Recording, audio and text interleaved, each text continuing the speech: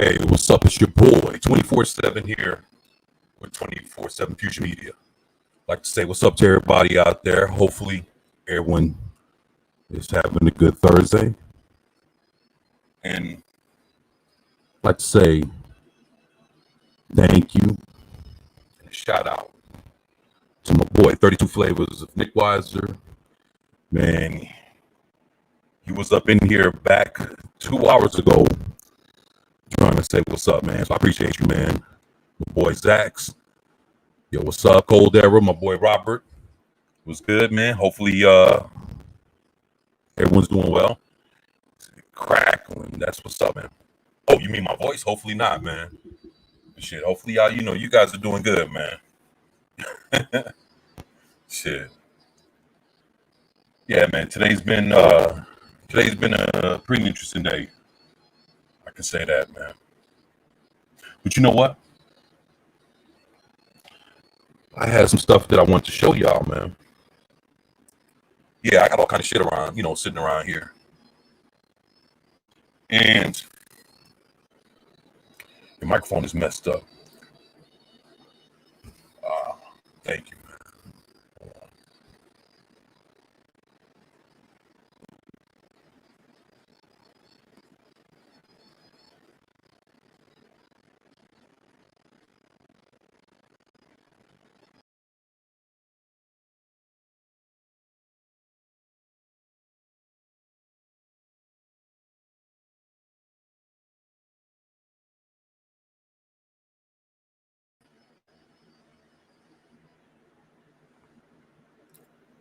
Hopefully, this sounds better.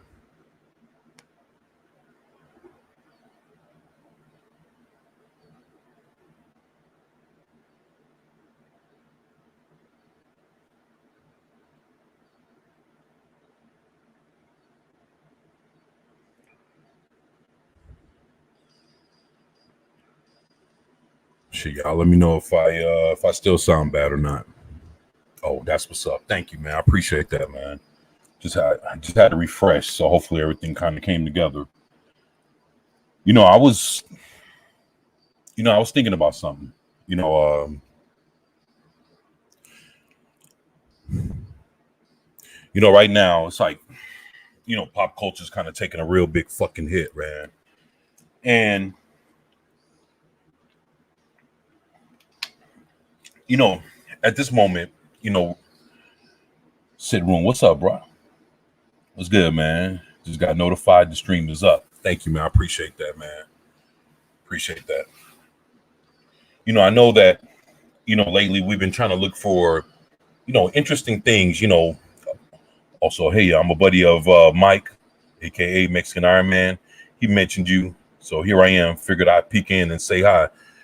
Warwolf, I appreciate that, man. Thank you, man. Yeah, he told me a lot of good things about you, man. So that's good, man. It's like what I always tell folks.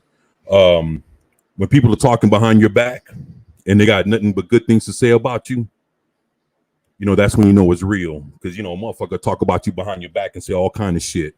But when people are saying things when you're not around and they got nothing but good things to say about you, that's when you know it's real shit right there, man. And he told me that you a huge Green Lantern fan, man. It's funny that that you're here, man. Uh, since you're a Green Lantern fan, let me show you something, and let me see what let me see what you think of this.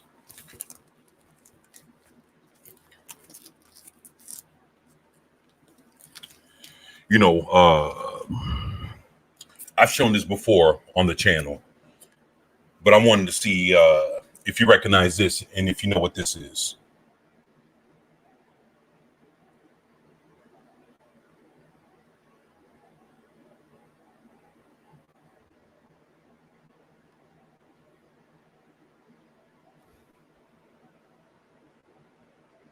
Now, just give me your first thought or your first opinion of what this is, and I'll tell you.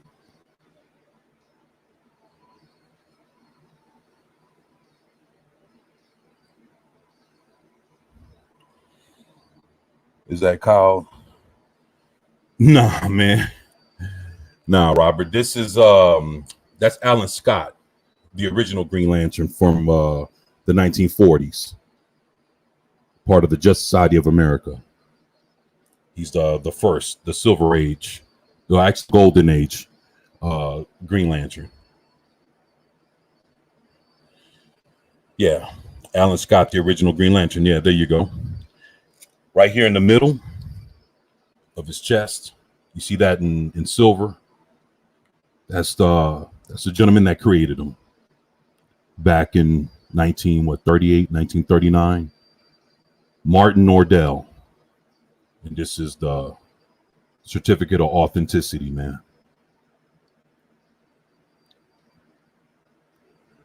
Yeah, this is the actual 50th anniversary of Green Lantern back in 1991. And he autographed it.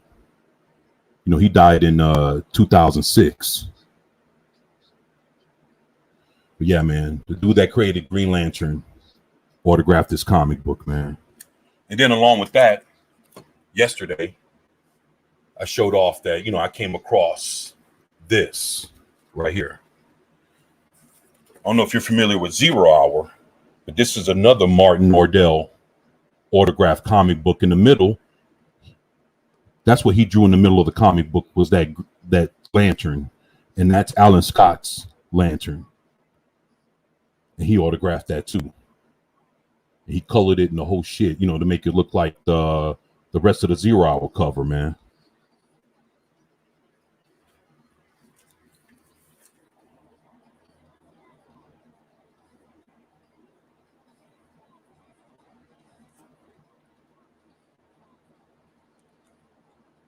Like I said, I was more of a fan in the late 80s.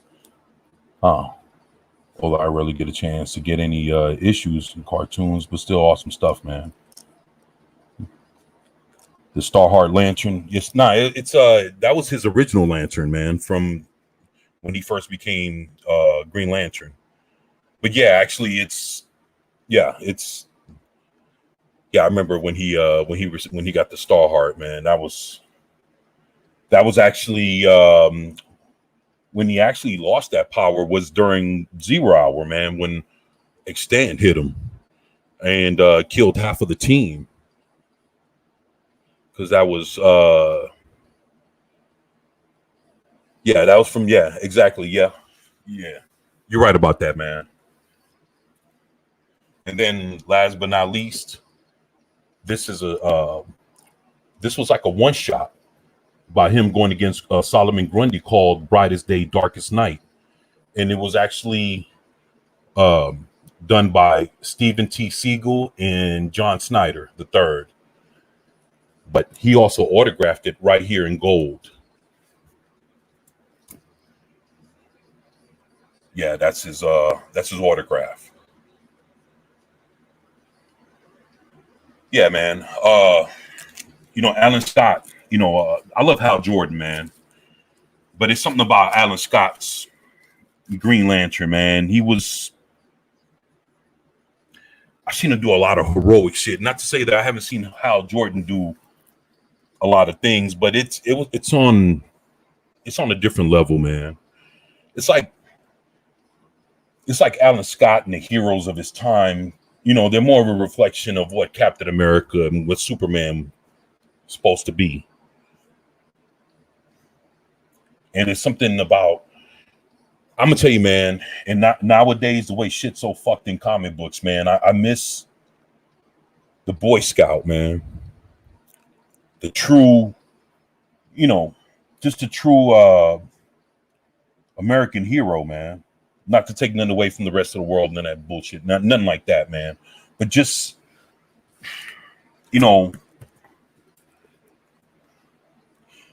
people that wanted to do shit because it was the right thing to do, man.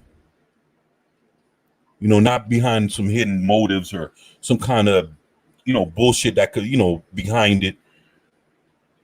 I kind of missed the era when a hero could be a hero, man, and motherfuckers, wasn't breaking folks down to show whether he was a racist or a misogynist or some old bullshit like that. I missed the true integrity of a hero, man. And it's just, you know, when I sit there and I look at Alan Scott, you know, it reminds me of what Captain America used to be or what Superman used to stand for.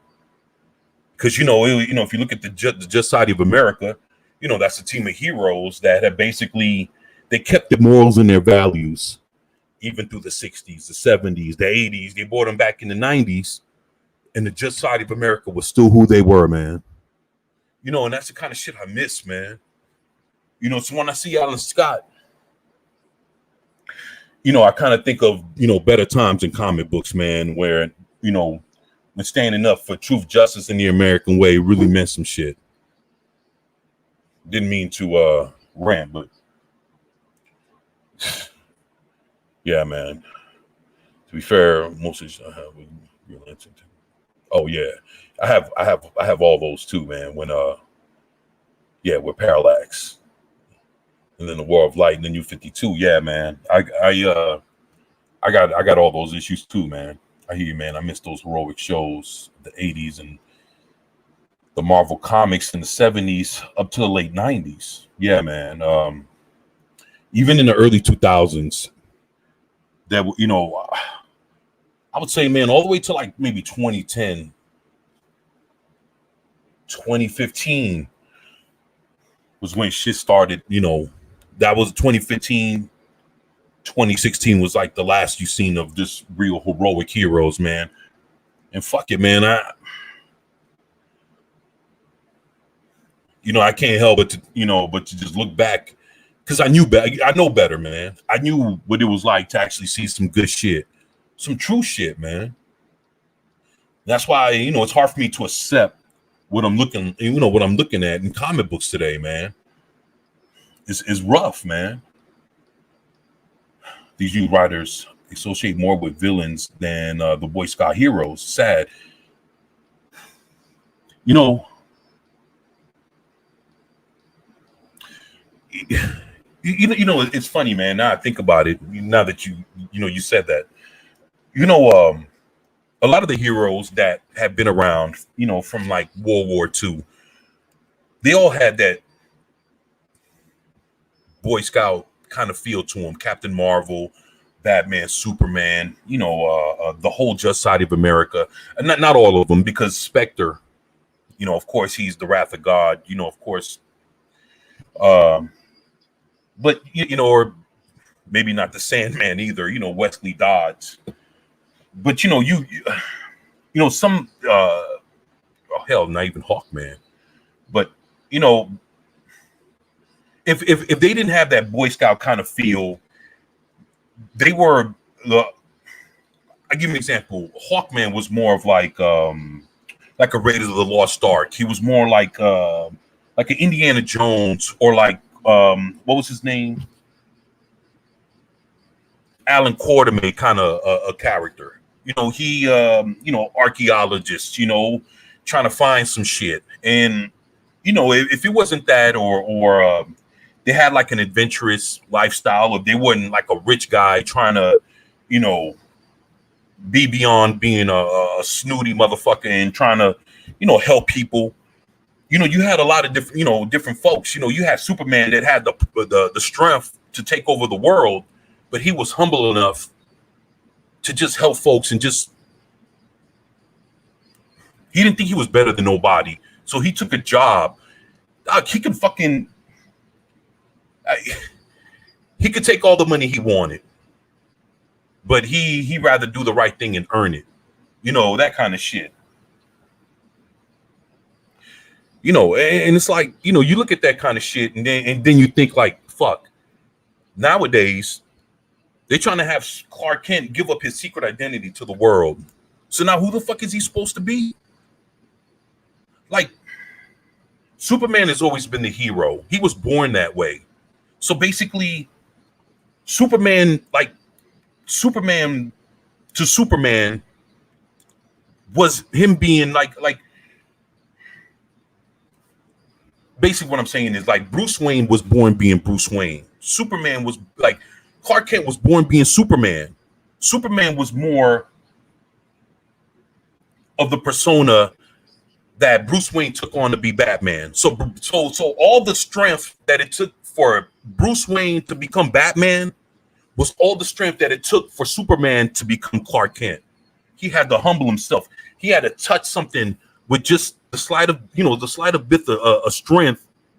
Like, how the fuck can a man that can fucking move mountains be able to hold a pencil, man, without snapping it every time he fucking grabbed it? Something so fragile. You know what I'm saying? Like, for him to, to have harnessed his amazing abilities to become clumsy, trip over people, not break them in half while he did it. You know what I'm saying? Like, do all kinds of shit when he was a person that was created to be perfect.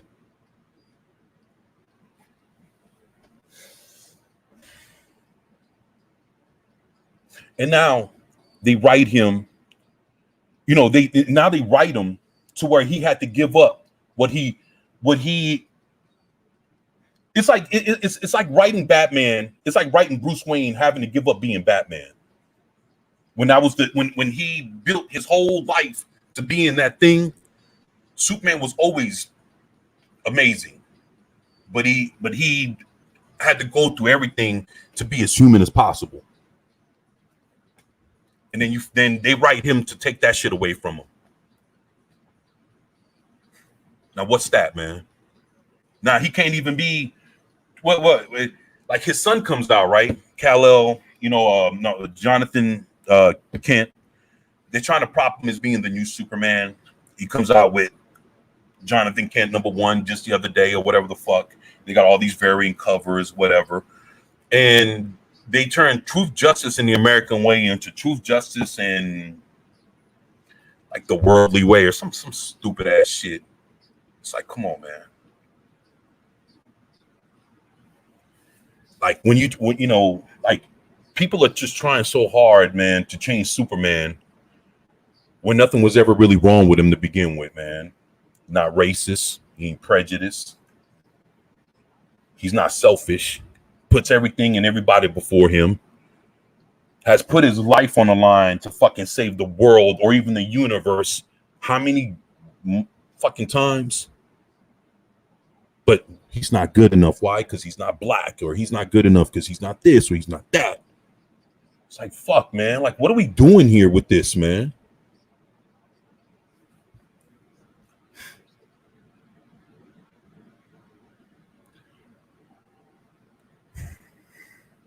My bad, man. I've been talking this shit, man. I didn't mean to, yeah, man. I guess I got a lot to fucking read, man. Shit. There you go. Appreciate that.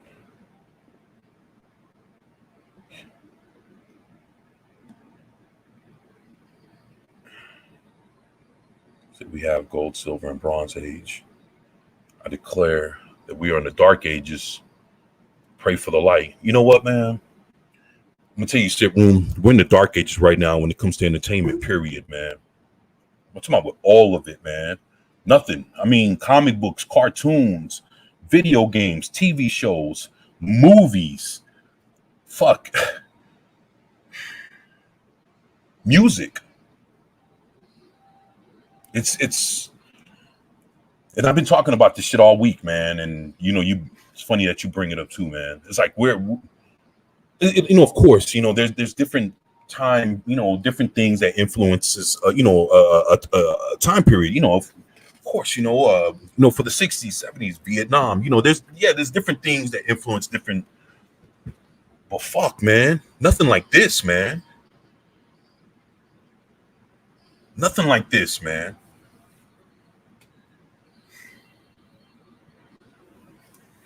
Well, I tell you, it's some shit, man, and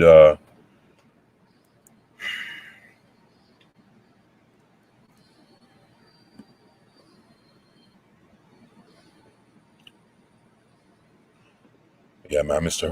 The heroic age of comic books now, man. Everything is just being broke down to where they'll make the greatest hero of them all look like a piece of shit, man. It's like fuck, man. They're trying to take the You know, they're trying to take the hero out of being a hero, man.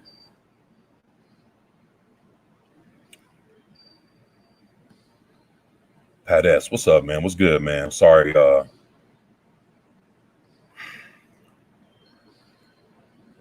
yeah.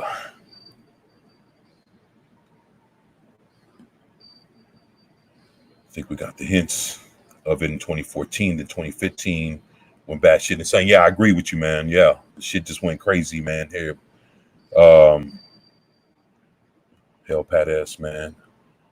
Thank everybody for being here, man. I know Superman was created to be perfect, definitely meant to represent an ideal. Yeah, man. And I agree, man.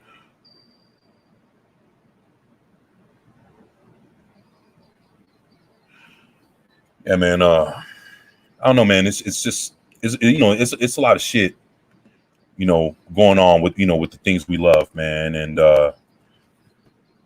sometimes it's hard, man, because when we try to, like no truer words were expressed, like by Doomcock and a lot of other folks when they say, right now entertainment is a battleground, man. It's becoming, entertainment is becoming less entertainment and becoming more of some other shit that we don't want, man. And the fact that we voice our opinions and over Twitter or fucking the comment section of the video, they tell you that you're all wrong for that shit. It's like, man, it's like basically, man, it's like we're being pushed away from the shit that we love because the shit that we love it's not turning into what it always been. It's being turned into something else, man. It's like, and of course we know all the examples and shit. But and that's the thing, man. Man, we all have a right, man. Whether it was something that you collected a long time ago and you got the memories, or something that you still buy now, something that you would like to like pass down to your kids, or something you shared with your son a long time ago, or your daughter, or whatever the case may be.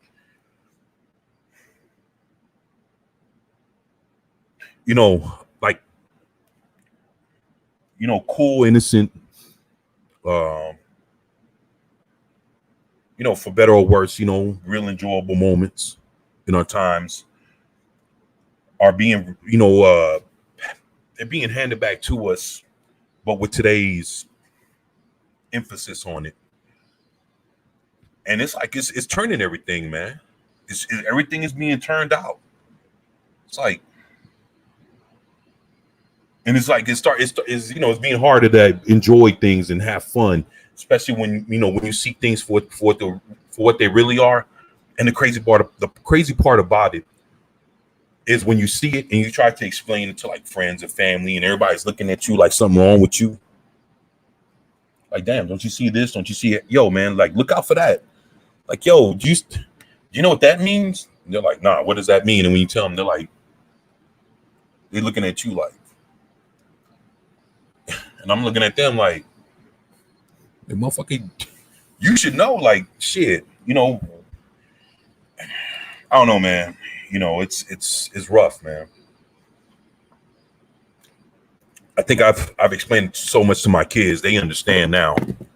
My son was agreeing with me, saying that he's starting to see a lot of woke shit going on in school. But he's graduating from high school, so it's like, fuck. He's telling me all the different things.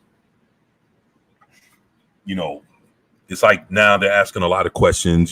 Sending questionnaires, things about your family and more personal shit, more than ever, man.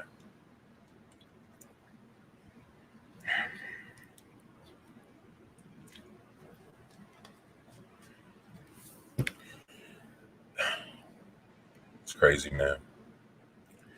Where Warwolf says it's gone from entertainment to activism. Yeah, man. When the activists don't get that reaction they want, they cry and whine and try to make the original fans out to be the problem. Yeah,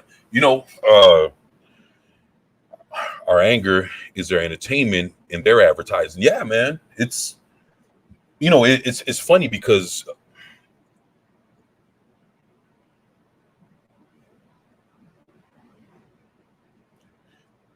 I don't know where they, I think I understand where they're getting this information from, but they think that a lot of folks think like them, or what would they want, and they see trying to curb all this entertainment, trying to change it up, make it more diverse and all this other shit. And they think, that they're doing us a favor, and they call that, cleaning up the industry. Make it more for everybody. And that's the thing. It was already for everybody. It's whether people choose to want to be a part of it or not. And I guess when they try to appeal to the masses instead of their core demographic or whatever, that's when they push away their core demographic, trying to go for the masses. And the masses that haven't been rocking with this shit to begin with don't really like it either. And they'll talk up on it just because, it represents more of their ideals, but they're not the ones buying the shit or watching it on TV or giving a fuck about the comic book, or, they're not buying the toys. So the company ends up losing all together. And then, we all know the story, man. But yeah, man, it's interesting, man. Every generation pushes back on their parents. I think the kids will reject this. Yeah, of course, man. I mean, shit, even the parents are rejecting a lot of this shit. And we're the ones that grew up on it. Like I remember showing Star Wars to the kids all the way to The Force Awakens. And we got to The Force Awakens and we didn't get far. I never showed them The Last Jedi and fuck The Rise of Skywalker. So, it's one of those things that it came to a point and hey, Dad, what about this? What about that? No, I'm not going to watch this. Why not? Because of this, that, and the other. And they started understanding, and it just took them a couple years because they were kids. But now it's, it's some years later and they starting to understand. They starting to see it for what it is. I just hate that it had to come about this way, man. So I got to ask you, into werewolves? Yeah, man, I'm into werewolves. Yeah. You talking more dogmen or what? But yeah, I like werewolves, man. Matter of fact, Marvel's working on a Werewolf by Night TV show or series. I wonder how that's going to work. A werewolf and what? It's going to be on Disney Plus, but he ain't going to kill nobody. So I don't know how is that supposed to work, man. Are they going to put it on Hulu or whatever? I see they're starting to come with like a dark, the dark side of Marvel. You got Doctor Strange. You're coming with Moon Knight, Ghost Rider, The Punisher, Werewolf by Night. She's starting to have all the dark, folks of Marvel show up. But what does that mean? Are you gonna have the Midnight Suns pop up? Blade, Morbius, Ghost Rider. I'm not sure if it's gonna be Dan Ketch, Johnny Blaze, or is it gonna be what's his name, Reyes or whatever, the new Ghost Rider, the guy in the car. Like, I heard he's coming back. Why would you want him back and not the Ghost Rider on the fucking motorcycle, man? Like, what the fuck, man? Like, I don't know, man. You'll probably like my book when I get it published. Yeah, man. Let me know, man. All right. Yeah, man. Love werewolf stories, man. I love werewolf movies, man. American Werewolf from London. Just there's so many werewolf movies, man. I think there was one that I've been looking for season 1 of they had a show called Bitten, and it's supposed to be like a werewolf show. I've been trying to figure out if that was any good or not. Reyes wasn't even I know he wasn't. He was. Yeah, that's what makes it worse. And the thing is, I'm hearing. Yeah, I heard yesterday that Marvel's pursuing to bring that actor back to become Ghost. I don't know what they're gonna do with him as Ghost Rider, but they're working on trying to bring his character of Ghost Rider back. You know, him in the car. I mean, not to say that he's, but fuck, he ain't Johnny Blaze, man. Johnny Blaze was a handsome, Evel Knievel kind of motherfucker with the fucking powers, man. That's the whole thing, man. He was Evel Knievel, man. That made a deal with the devil, man.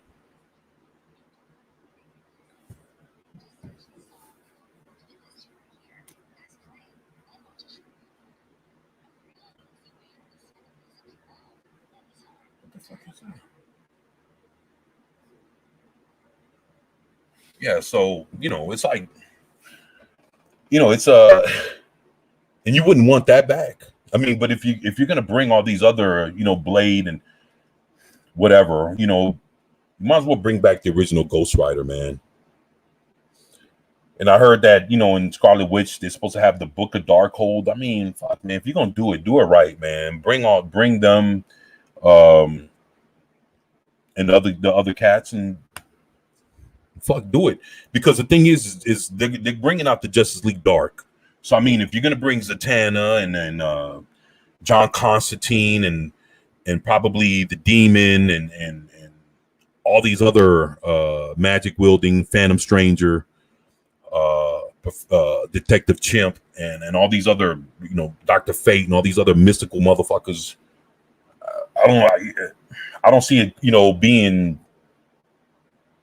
too far, to presume that, hey, Marvel's going to do the same thing, for the simple fact that Marvel's doing this what if.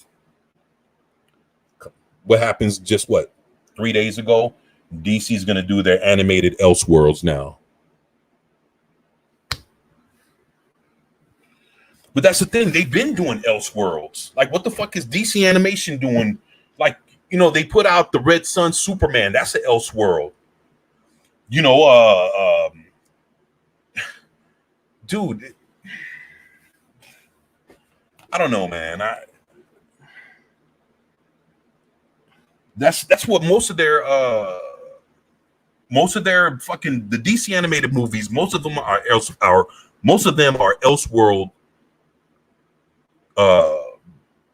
events.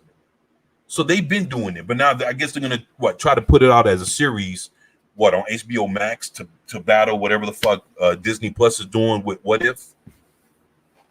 I'm talking about two motherfuckers that been biting on each other's dicks since the beginning of time, man, with their fucking combo companies. Ain't that some shit, man? Just one chomp, just it's like, come on, man. Damn. Well, who fucking did it first? What If came out first, or did Elseworlds come out first? I think probably What If came out first. So, because I remember What Ifs from back in the 60s, 70s, or was it the 70s? Huh? What Ifs.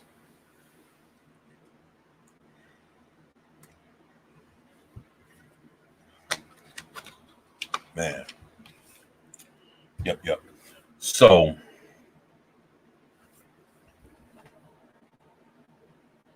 Let me fucking talking too much again. Here we go.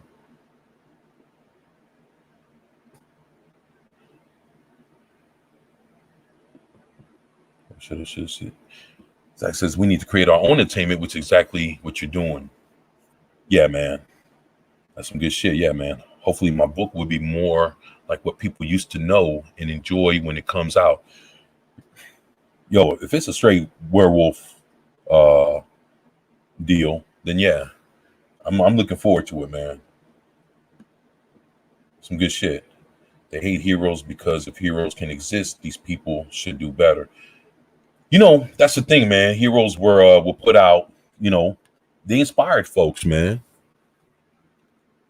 They inspired folks. You want to know who was the first person to ever see to be like Black Superman? It was a wrestler called Tony Atlas, back from like the fucking 70s. Matter of fact, his partner, his tag team partner in wrestling was Rocky Johnson, The Rock's father. Dwayne Johnson's father was his tag team partner. Look it up. Black Superman, Tony Atlas, and The Rock's father.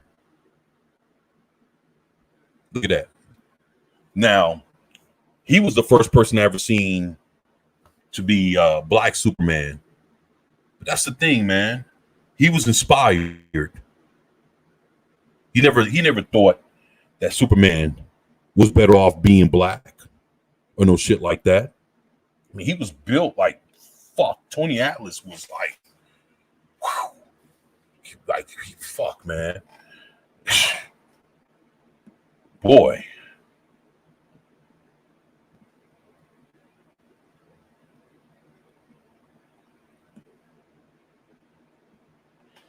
Yeah, man. I mean, I don't know, man. Just because folks want to turn Superman black don't mean it's gonna make him a better Superman. And if he's Clark Kent, guess what? He hurts with kryptonite just like everybody else, right? So, what's the difference, man? Supposed to have more heart than Clark, save more people, jump taller buildings in a single bound. What's supposed to be different, man? What you gonna say? Superman doesn't go to the hood to save folks? Doesn't go to the ghetto? You believe that? Superman will go anywhere, man. Don't give a fuck, man. So what to make another Superman better than him?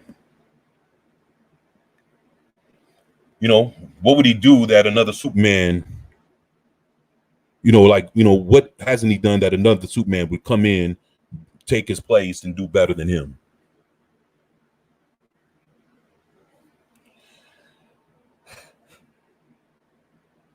Man, New Bomb Turk, my brother, what's good, man? How's it going, man?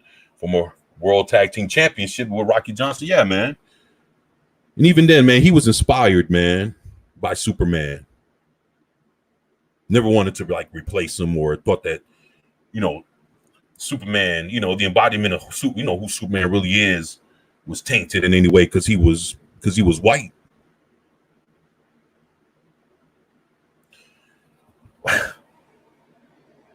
So, but then you got it where, nowadays all this bullshit is going on. Like, you acting like I never seen this before.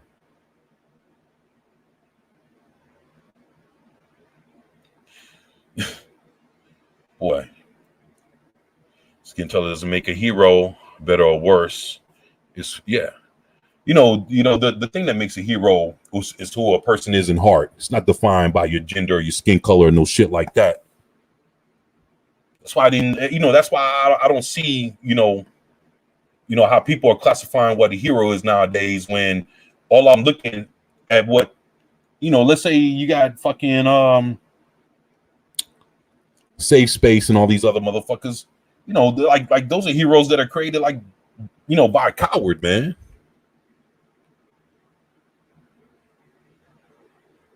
So you got, you like what's the fucking name? Kibblesmith. That motherfucker's a coward, man. They put him in the fucking Marvel offices and he allowed a coward to create a superhero. And they expect a real motherfucker to go buy that? Like who the fuck they think, who do they take us for, man?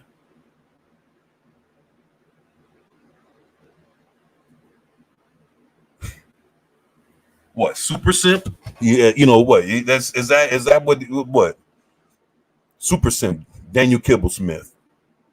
And what? I mean, I've seen the shit that he did on his fucking dating show. Oh, fucking chick, sorry ladies, chick big tits, hey baby, she gives him a kiss. He's like, he didn't even, she gave him a kiss. He didn't kiss. Like, motherfucker, like, what are you doing? Like, what are we doing here? And why are we watching you, man? So you couldn't even fucking give a fucking, probably the best looking chick you ever, because she looked better than his wife. So she kissed him on fucking national, on We all saw it, but now you trying to tell us what a definition of a hero is. Now you're gonna sit there and fucking make a fucking superhero and try to sell it to us as the new Warriors. But you couldn't even kiss a bitch properly. Come on, man, get the fuck out of here. Like, what are we doing, man? Like,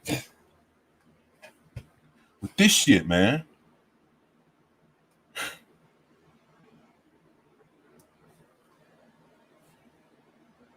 Yo, hold on, man.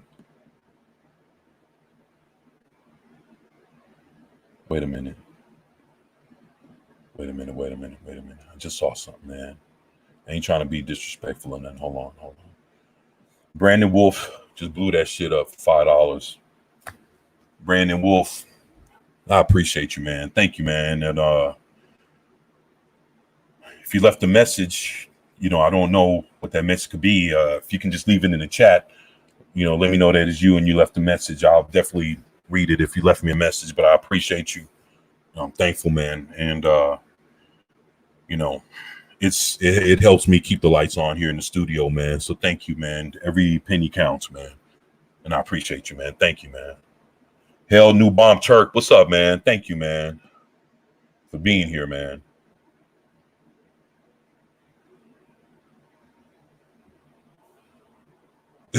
Caldera said, what if Marvel didn't go woke? That'd be a good story. Werewolves, technically, yes. But they're acknowledging Elseworlds as a brand now, not just as an animated film. Yeah. Elseworlds always was his own thing in the comic book. So, yeah, man. I mean, I understand that. Former tag team champs, man. Yeah, Rocky Johnson. Yeah, man. I was an old school wrestling fan, so I know about fucking Tony Atlas, man. Yeah, man. Thank you, Brandon. Well, I appreciate you, man. Honestly, they just want our money and they think we'll buy anything just because they put it out. Yeah, man. And that's true, man. Superman's not white because he is not human.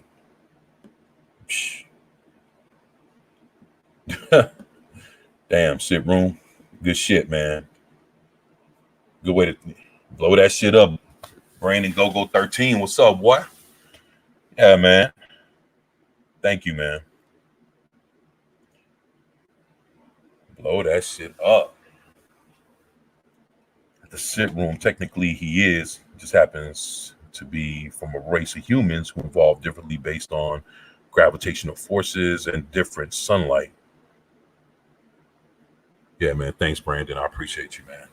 Yeah, man. I mean, Superman. Superman's something else, man. Great hero, though, man. Great hero. Talking about comic books, wanted to show y'all something, man.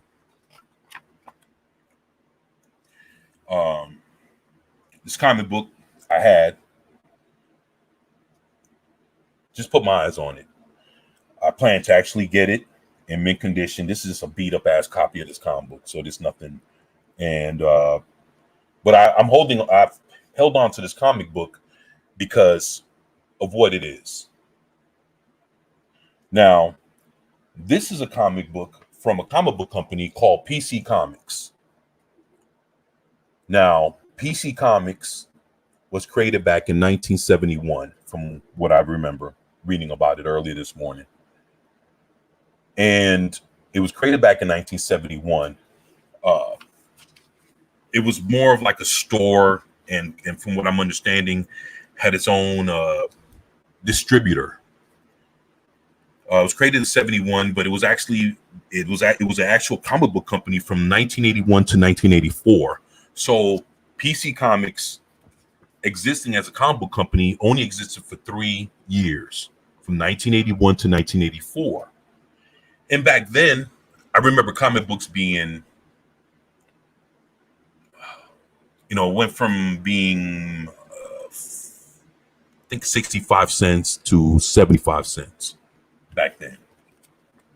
Well, back then, I'm looking at this comic book ended up being more expensive than your Marvel or your DC, your normal Marvel or DC comic. Krypton got a heavier gravitation in orbit for the red sun, right? Earth had less gravitation and orbits a yellow sun. Yeah, you're right about that, Warwolf. You know your shit. That's about Superman. That's what's up. My man, the Wake Down, held 24/7. Held the Wake Down, man. Great to have you here. My man, Vigilante. Why can't we do heroes of different races? Michael B. Jordan was way better as Killmonger, a black character, than Johnny Storm or Gray Swap. Yeah, man. I agree with you right there, Vigilante. My man, thank you for being here, man. Yeah, man, I agree, man. And hell to the chat, man. Thank you everybody for being here, man. If I've missed anybody, I apologize. I'm not trying to miss anyone. Yeah, Meteor Man with Robert Townsend. There you go, man. And this comic book went for $1. So, I opened it up. When I first looked at the cover, and the art is actually pretty good. And this is from back, and this actually came out in 1983. And I got to find this comic book, man. But look at this, man. This is 1983, an original comic book, man. This thing is fucking beautiful. Gives me vibes of Flash Gordon, man.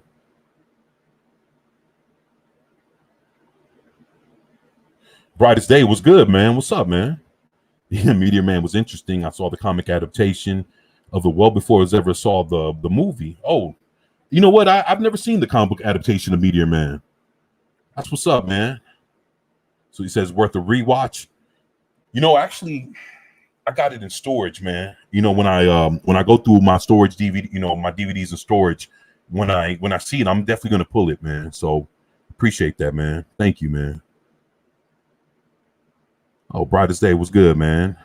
New Bomb Turk said that had a ton to do with the writing. Fan Four Stick was trash no matter who they cast. Everybody saying what's up to each other. It's a color scheme. Yeah, man, this thing's fucking beautiful, man. And actually the paper is it's not that waxy paper that they started using around, the 80s, when they started doing like graphic novels. It's like it's a cross between pulp and that waxy paper. And I could, if they had to charge an extra quarter for the quality, then I could see why, because you could see how it glistens off of, the light glistens, that this is the first page, that this is just not a regular, pulp comic book. This was done by better quality. Now, the gentleman that actually wrote this comic book, his name is Bill DeBye, and unfortunately, he passed away back in 2010. But the gentleman that drew it and colored it, he's a Filipino gentleman called Rudy Nebres. And Rudy is still alive. He's fucking like 82 or I think 84 years old now. And he still does comic books. He draws and he colors. And he's a hell of an inker. And this is his art. And like I said, this kind of gives me a Flash Gordon kind of feel to it. And if you hear what it is, all of them are looking at this spaceship. They're like in a starship, and they're looking at this spaceship right here flying away. Yeah, there it goes right there. And as it's flying away, one of the henchmen is talking to the main boss, and this is what he says. He says, "Clever. Her ship moves through time and space simultaneously. Such a maneuver makes it virtually impossible for us to lock in and destroy her vessel." And then the head dude says, "Don't confuse cleverness with intelligence, Protector." You know what I'm saying? And it's like, and so right off from the first page, I was like, shit, this reminds me of some shit from like an old Buck Rogers, like a Battlestar Galactica kind of feel. And if you look at the art, it's like, look at this shit, man. This thing's fucking beautiful. Look at the, I don't know if y'all can see this, but this is 1981. It has like an old school Vampirella kind of 60s kind of a feel to it. And this thing is fucking beautiful, man.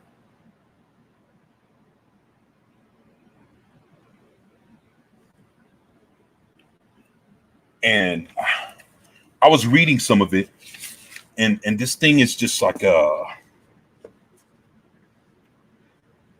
it's like an old Buck Rogers movie mixed in with like Star Wars, where they run into like a old like a Obi-Wan Kenobi type guy, and it's just like, but the whole premise of it is like, yeah, they're getting, she's getting chased by this, by this evil dude, and you don't even fucking know why. You just have to read the story to figure out, why is it going in that direction. And I read like 3 pages, and I was like, wait a minute, this thing looks fucking awesome. And I've seen it sold online. It's not expensive, but I would love to get that and get it autographed if I could, man. That'd be something that I would keep, especially from a comic book company that only lasted for 3 years.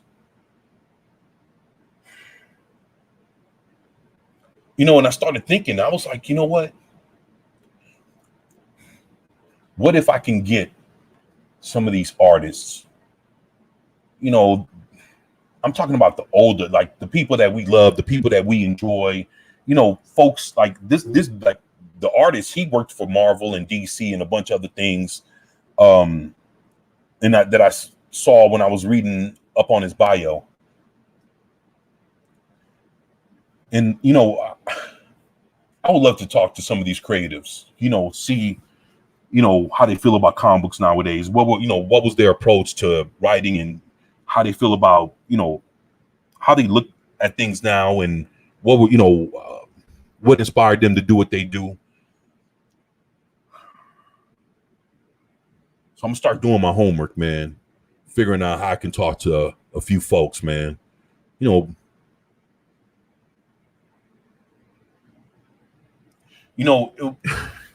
we're gonna, fight for the shit that we love, we need to, we need to get a chance to talk about, or get a chance to talk to some of the people that help create the things that we love so much. Fuck all the people that's trying to destroy it. Let's talk to some of the people that help us put this shit, people that help give us good times while we were, watching cartoons and comic books and eating our motherfucking cereal and doing whatever else we were doing. So I'm gonna work on trying to reach out to a few people, and that's gonna be my homework. Don't know what'll happen, but definitely want to work on that, man. Warwolf, you're out, man. Take it easy, man. Yeah, good luck with your writing, and I look forward to seeing you tomorrow, my man. So that'll be awesome, man. Take it easy, man. Enjoy your day, man. And thank you, man, for being here, man. And Warwolf, you're always welcome here, man. You know what I'm saying? You're always amongst friends. So, and thank you for being here, man. Fucking awesome time, man. Appreciate you, man. Trying to see. Hopefully I didn't miss anybody. It was good. It was good. Rather than a Matt, I get it. Yeah, man. It's like an industry completely ignores the fact that they already have a built-in system for figuring out if a story works before trying to make a film, which is comics. You know what, man? You fucking right about that, man. New Bomb Turk hit the nail on the head, man. The Breakdown Turk, they did have that until they set it on fire. Yeah. Shit, man. Well, it does still exist, but it would need a complete flush of all the employees. Yeah, a complete overhaul, man.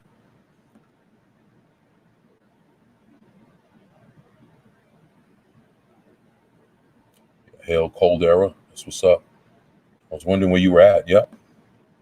Oh, man. Need to get back to work on my book, so I need to scamper. But it was good to meet you, man. Catch you tomorrow, I'm hoping. Yeah, man. Tomorrow, man. Let's do it, man. Let's do it. Take it easy, bro. Yeah, man. And just want to thank everybody for being here, man. Sounds good. Yeah, man. The Way Down says I just ate 2 large chickens. No, chicken sandwich combos. Now I feel like I might die. Shit. Like, see, man, you need like everybody cover your ears. Hey, man, you might need to smoke on something. You know, let that shit calm down. You know what I mean? Yeah, yeah. That's all. You good, man? Yeah. But shit. Yeah, man. I'm just glad to be here, man. I'm enjoying this, man. Enjoying being here with y'all, man. Yeah, man. That's why looking at this Time Force, man. This thing looks fucking beautiful, man. Look at the art, man. Look at this dude, man. Look at this guy, man. It's 1983.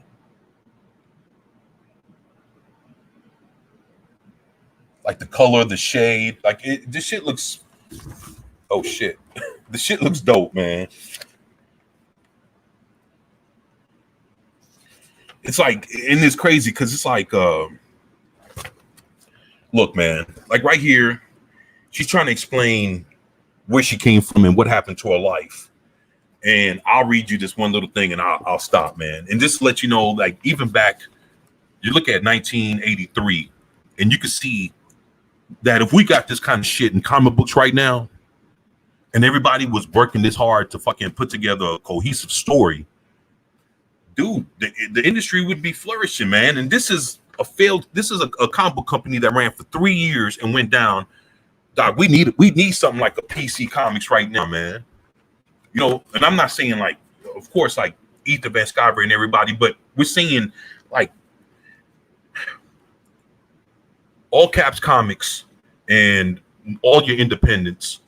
Those are the ones, because even the ones like let's say like IDW or like Dynamite. I've seen Dynamite do some woke shit already. Image depends on what's what. You know what I'm saying? Fuck, what else is there really, man? But this is look, but check this out, man. Check this out. 2 whole fried chickens and a Coke. My man, the wake down and bake down. Smoking something is what landed me in the situation to begin with. I feel you, man. But see, the thing is, man, always figured out what it is to smoking and eating, man. You don't smoke and then eat. You eat and then smoke. Because once you've already eaten, you're full and you smoke, what kind of hunger you're gonna get when you're already full? Like, you're not gonna get that old hunger shit. Like, you can eat up the whole fridge because you already did that before you started smoking. That's what I figured out was the trick, my man. Yeah. All right. The wake down says, gotta run for a few. I'll be back. Yeah, I feel you.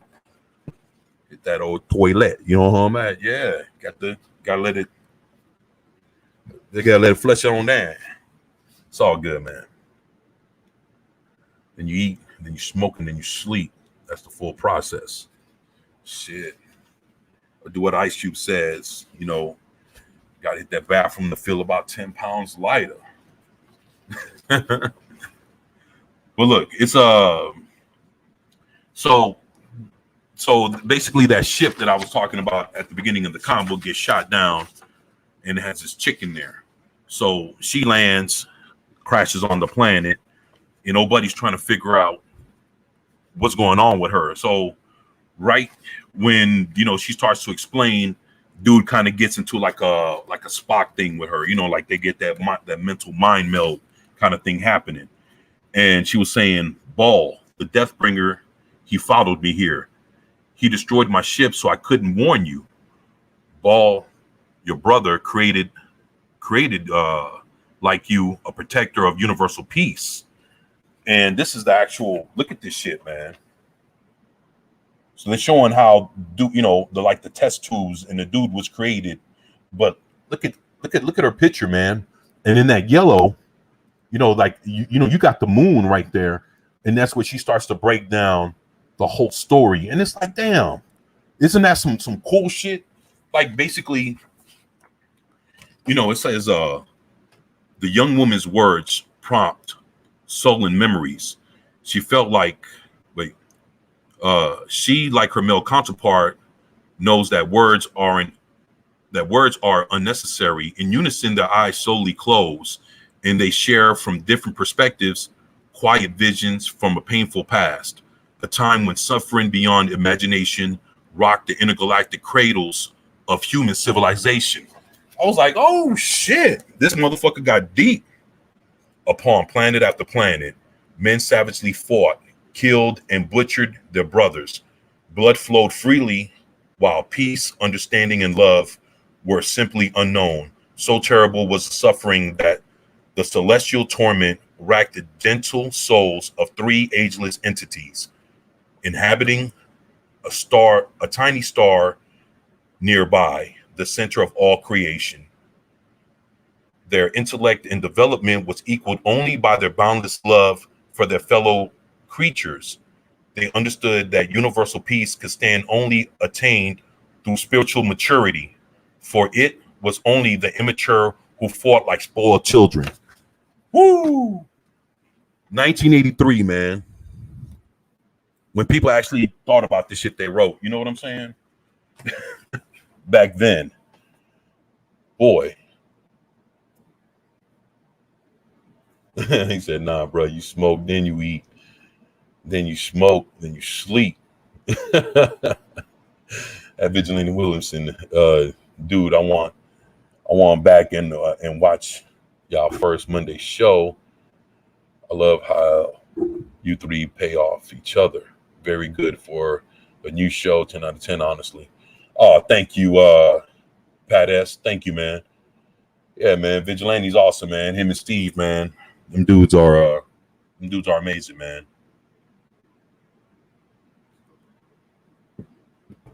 Thank you, man. Pat S, man. That's a hell of a compliment, man. But yeah, man, shit, even in this comic book, man, you get to see how far, you know, this dude just really put his mind into this book, man. It's fucking awesome.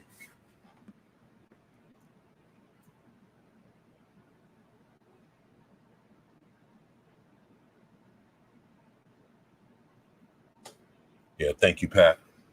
Man. Boy, appreciate you, man. Thank you so much, man.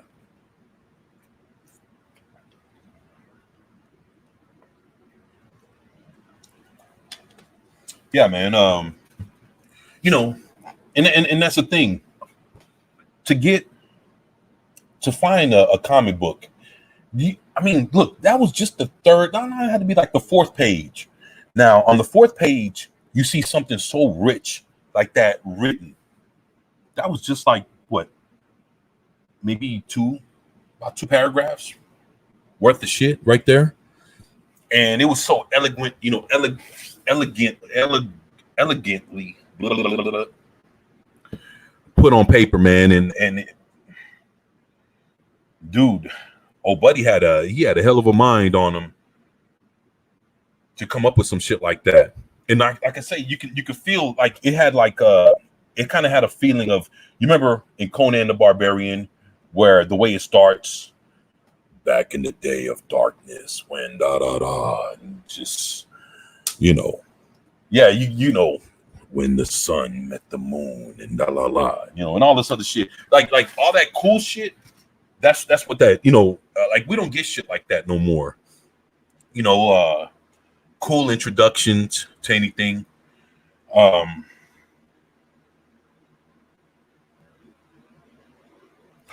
Basically, we have to accept, like today, if we see a new comic book character, we have to accept him because the writer just says that, oh, he's the greatest. And just because the writer says it, we're supposed to be like, oh yeah, this guy's fucking, he's wonderful. Get the fuck out of here, man. It's like, you know, it's like these new writers and these new heroes, like they don't know how to write the heroes to make them show what they're worth. Like if Spider-Man is amazing, make him amazing, not because you tell me he's amazing, show me that he's amazing. And we don't get that in comic books no more. You know, you know, they writing Superman to be such a, I don't know what the fuck it's like they're trying to take the super out of Superman. Trying to give us what they think he should be what he should stand for in today's day and time. Like in today's age. Dog, he should stand for what he always stood for. Well, that's not enough today, I guess, right?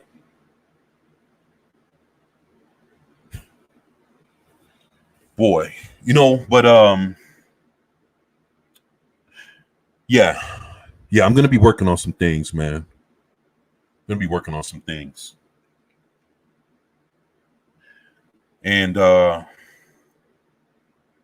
plan to have guests on, hopefully, to talk to them.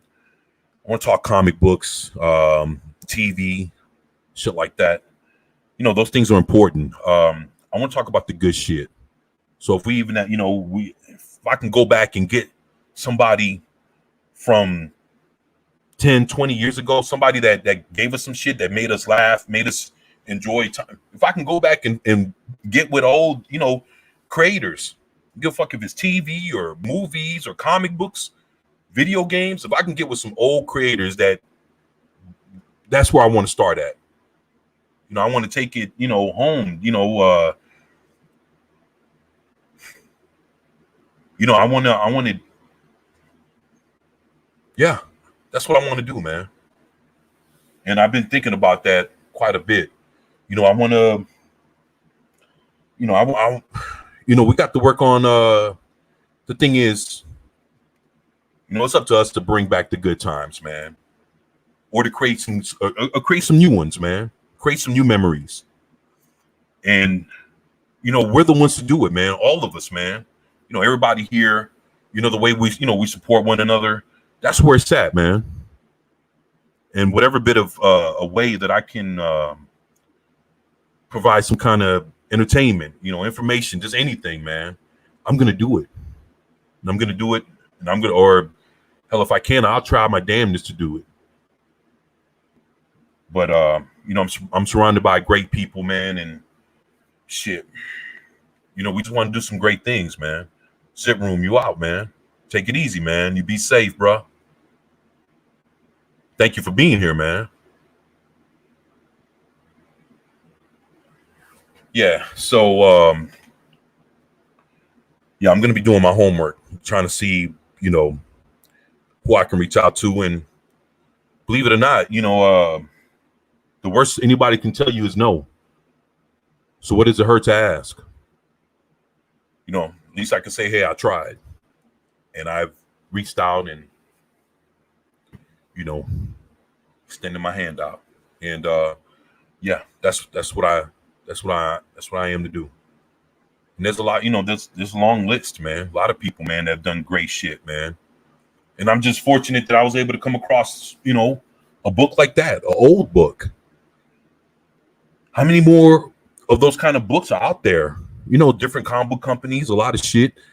There's fuck, man. There's Charlton Comics that went down back in what, like 1981, 1982. They're the folks that created Blue Beetle and Captain Atom.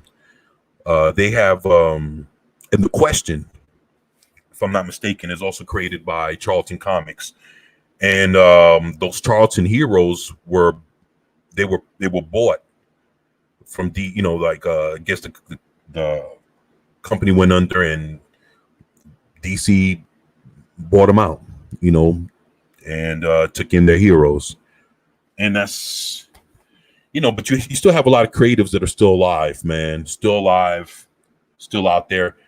I know I met a hell of a gentleman about 2 years ago. His name is Doug Hazelwood.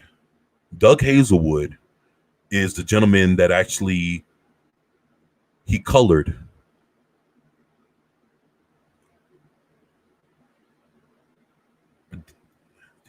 or he inked. If I'm not mistaken, I think he inked. He inked the death of Superman. The actual death of Superman, the woman that came in the black plastic with the red S. He inked that comic, and he's an inker, and I met him and his wife. Both great people. Me and my daughter spent about an hour and a half, 2 hours just hanging out with him. And this was 2 years ago at a Comic Palooza here in Houston. It was on a Sunday. And the day I met him was the day I met Dan Jurgens. Great guy, very, very kind man, very nice dude, man. And I met Sam De La Rosa.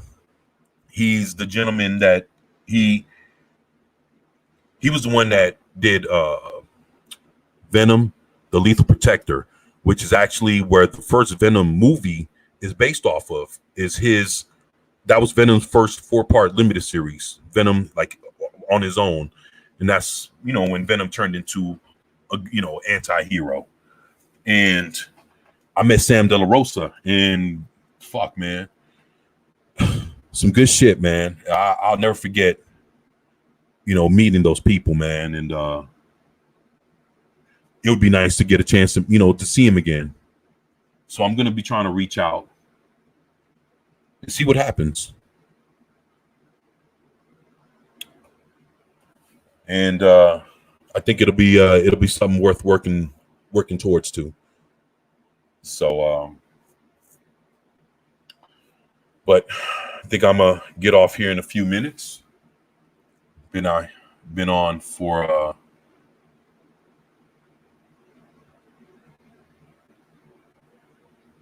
actually. Wait a minute. What time is it? Oh, I got a little ways to go. No, I'm good. Thought I had my time mixed up here a little bit.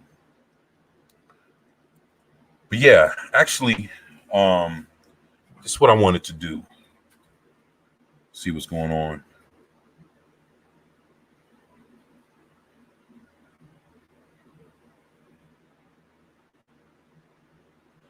I want to send the link out. See if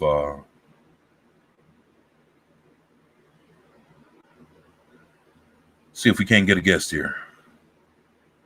Let's see if I'm successful with that.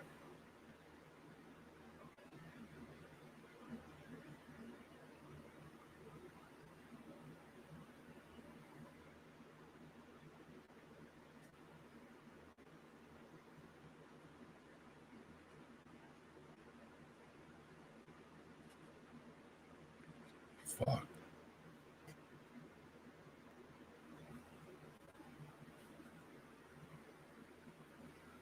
Okay. Guess not. Shit.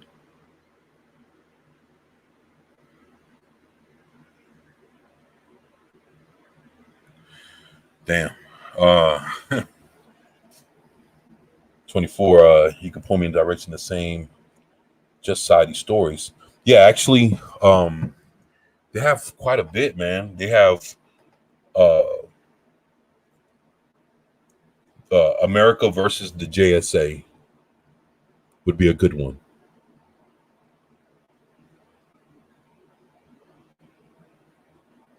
Yeah, America versus the Just Society of America. 4-part limited series would be a good place. Another that came out, if I'm not mistaken, it was the late 70s, early 80s when that came out. And another good story is the last day of the last days of the Just Society of America. It's also another good Just Society of America story. You start off with those two, and that is actually a one shot, or if I'm not mistaken, it's a 4. I can't remember if it's a 4-part or a one shot, but yeah, it's the last days of the Just Society of America and America versus the Just Society of America. Those two books, those two stories are very good. And now that the Just Society of America is about to show up, they're already showing up in Stargirl, and they showed up in the Legends of Tomorrow, and of course they showed up for a few episodes in Smallville. But the fact that they're about to really show up in the Rock's Black Adam, fucking, I apologize about that. You're gonna, hopefully the Rock doesn't fucking, hopefully it's better than whatever, man. I just hope it'll be good. I'm not gonna hold my breath, just hoping. But yeah, and I think the moment that the JSA, especially let's say if they do come off with good action or whatever, I don't know what's gonna happen. I can't tell you it's gonna be trash.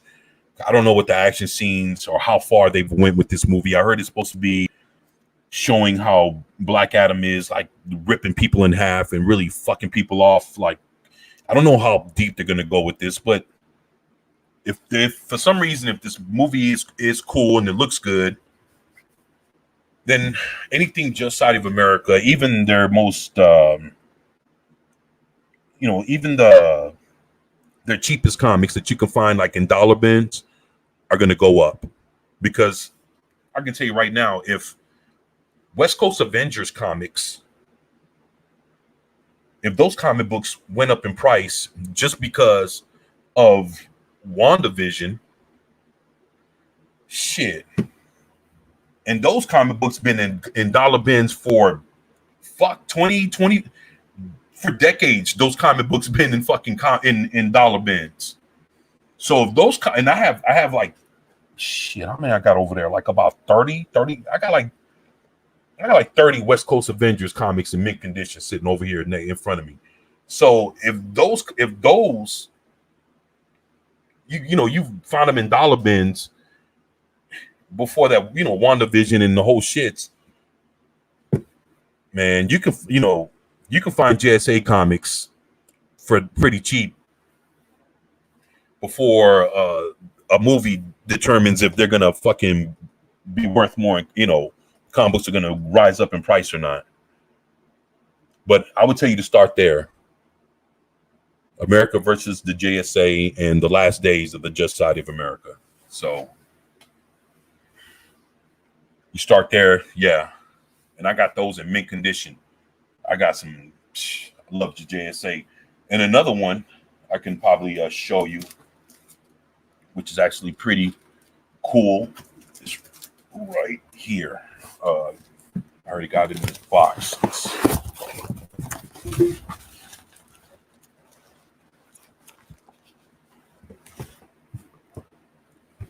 This is DC Special, issue number 29. This is actually a pretty thick book. It's like 48 pages. This is the untold origin of the Just Side of America. And like I said, this thing is in, like, the pages are white. There's no cracks and crease. I showed this about a couple weeks ago. But I'm gonna tell you, to find this book, it's not gonna be easy. Like, yeah, you can find it, but it's not like you're gonna, you got to dig if you're gonna find this for anything cheap. But it normally it's just not. It's not a cheap comic book. So, I'm not gonna throw it out there like, oh yeah, you'll get it for $1 or $2. Not this one, man. And if again, you'd have to, like, I found it at a good deal.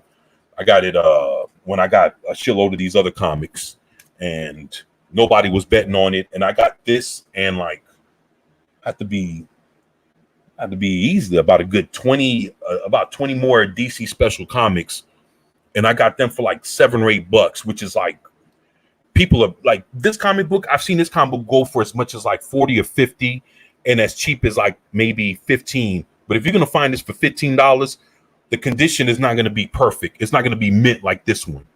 Like I said, this motherfucker's mint. And this is, this is right here. Hitler tried to unleash Ragnarok, and they had to like stop Hitler, and because he had the spear of destiny, which is actually the spear that had cut Jesus when he got stabbed, when he got cut by the Roman soldier.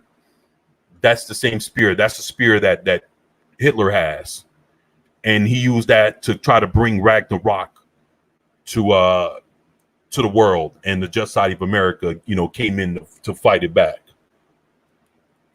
So this is an awesome comic book also, if you can find it. This issue 29. Back then it went for 60 cents. Now, a lot of money. Well, it costs enough, you can say.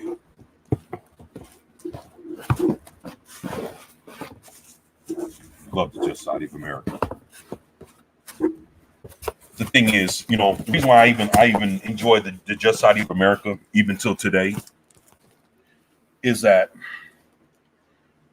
they still continue to show. Well, I don't know about today. I just started back buying today's comics to figure out what's going on with them now. But when they were being written all the way up to like 2010, I think the last time they wrote them in anything was 2011, 2012.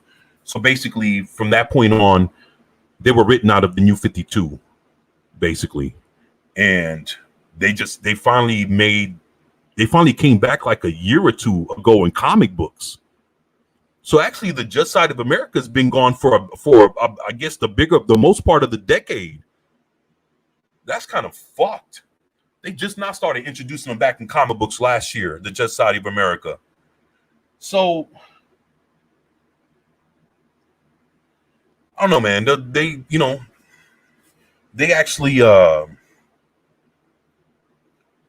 just like how they've always been written to still embody the some good shit that folks are trying to get rid of in comic books, man.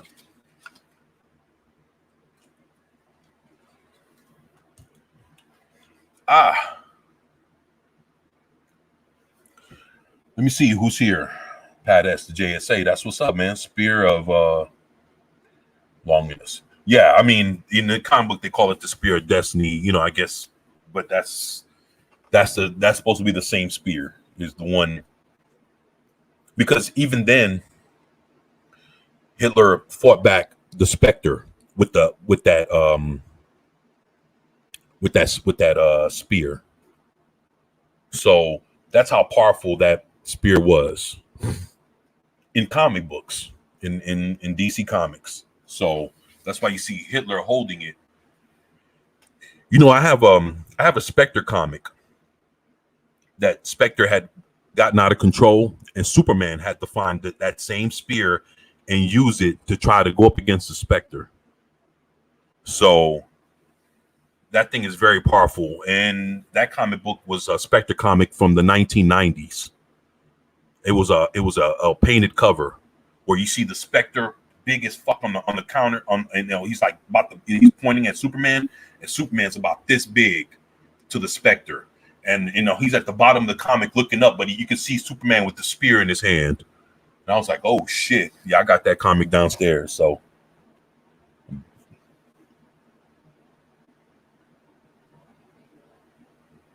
me see what's going on here.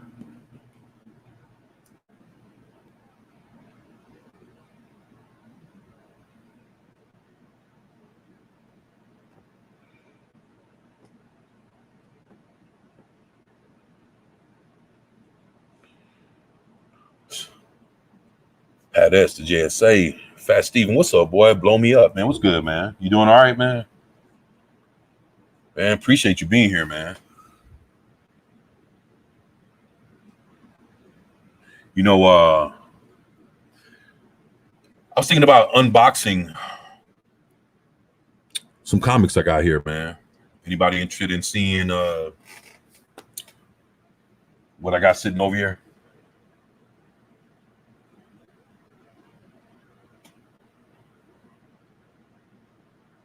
Send a link. All right, that's what's up. Let me give me a second. I'll definitely do that.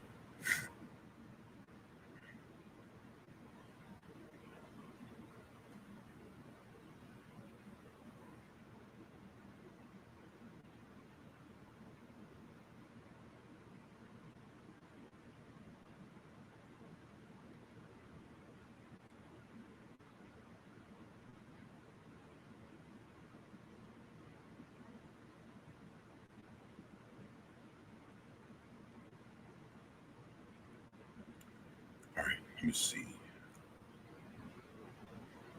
Here we go.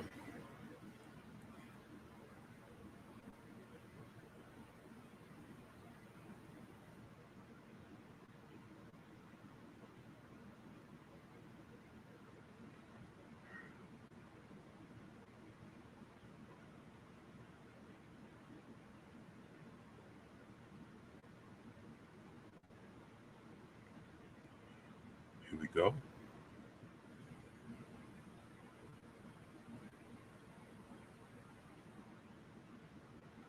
All right.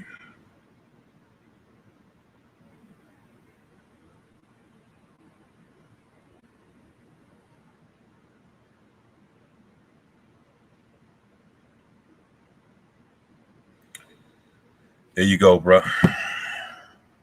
Didn't mean to take so long. What's up, man? Hey, Fat Steve, the Count of Monte Cristo. Oh shit, that's awesome. Thanks, Fat. Hey, that's some good shit, man. My boy Rob, man. Thank y'all for being here, man. Yeah, let me hold on a second. Let me this right here. Let me just grab these comics.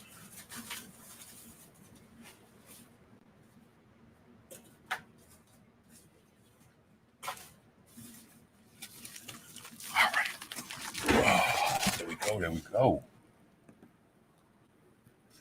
Oh, there we go, my man. Here we go. Give me all your money. Yo, what's up, man? Give me all your money. This is Say a it again? robbery. Give me all your money. This is a robbery. Give me all your money. Give me all your money. Yeah, Give me all your money. So I'll just grab Oh, I'm shit. kidding. I think. What's good, man? What's going on, man? No, once you look like you're getting into your comics, so I want a front row seats to be like, he delicately untaped the box while opening up a new package of comic books. Inspector was this big. Oh yeah, man. Yeah, man. That was yeah, I got this. This is an intervention though, because you're addicted to live streaming now. No, I'm not, man. How am I going to intervene? What you mean? No, I'm not, man. This is an intervention. My stationary avatar will do nothing. Nah, man. I mean, I don't.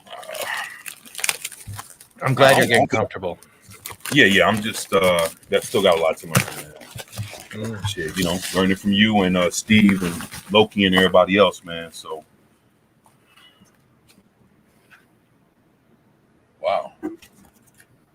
Pat, while you're here, I want to know what's going on with that locker, brother.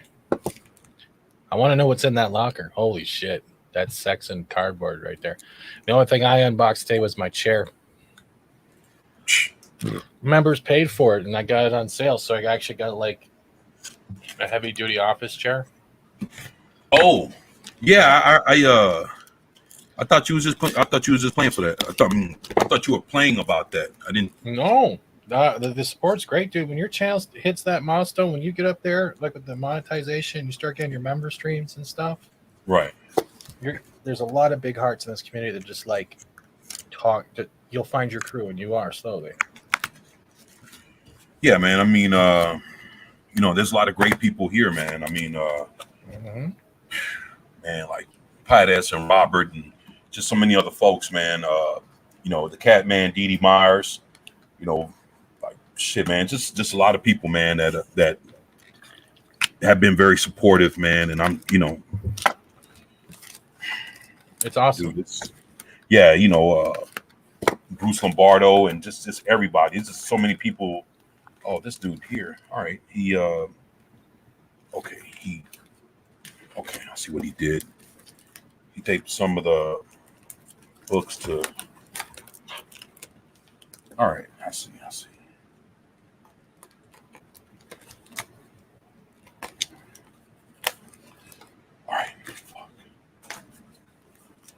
All right, so basically this is the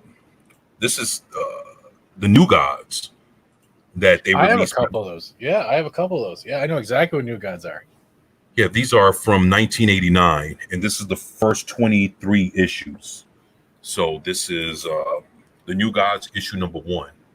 Do you have the issue where the dude's getting punched in the face and they're showing the close-up of it? This has like a yellow cover on the background. I forget which one it's called, but yeah. Let's see. It's issue number 3. Do you know around what number?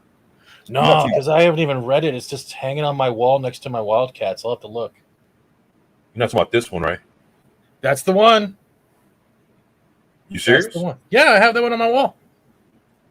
Yeah, this is Mantis. Yeah, it has the Cape Fear on the back. Yeah, it's crazy because he's like a vampire on Apocalypse. Yeah. And I remember as a kid, I remember them having his toy, like part of like the superpowers. Yeah. But I never did understand like what was his purpose there. Like, because he was never really a part of the actual story. And motherfucker. Yeah, but this, look, dude, if I tell you,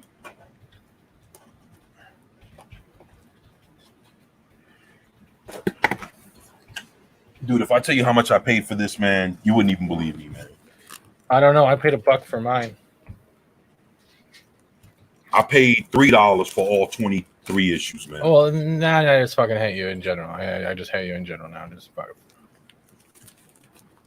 Yeah, dude, that's a good score, man. I'm waiting for my Optimus Prime, the 7-inch Optimus Prime full diecast to arrive.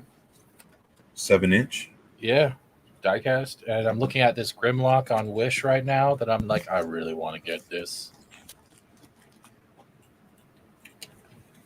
Like, Wish for toys is good. Wish for tech shit, it's pretty much fucking don't do it. Oh, it's fucked, huh? Yeah.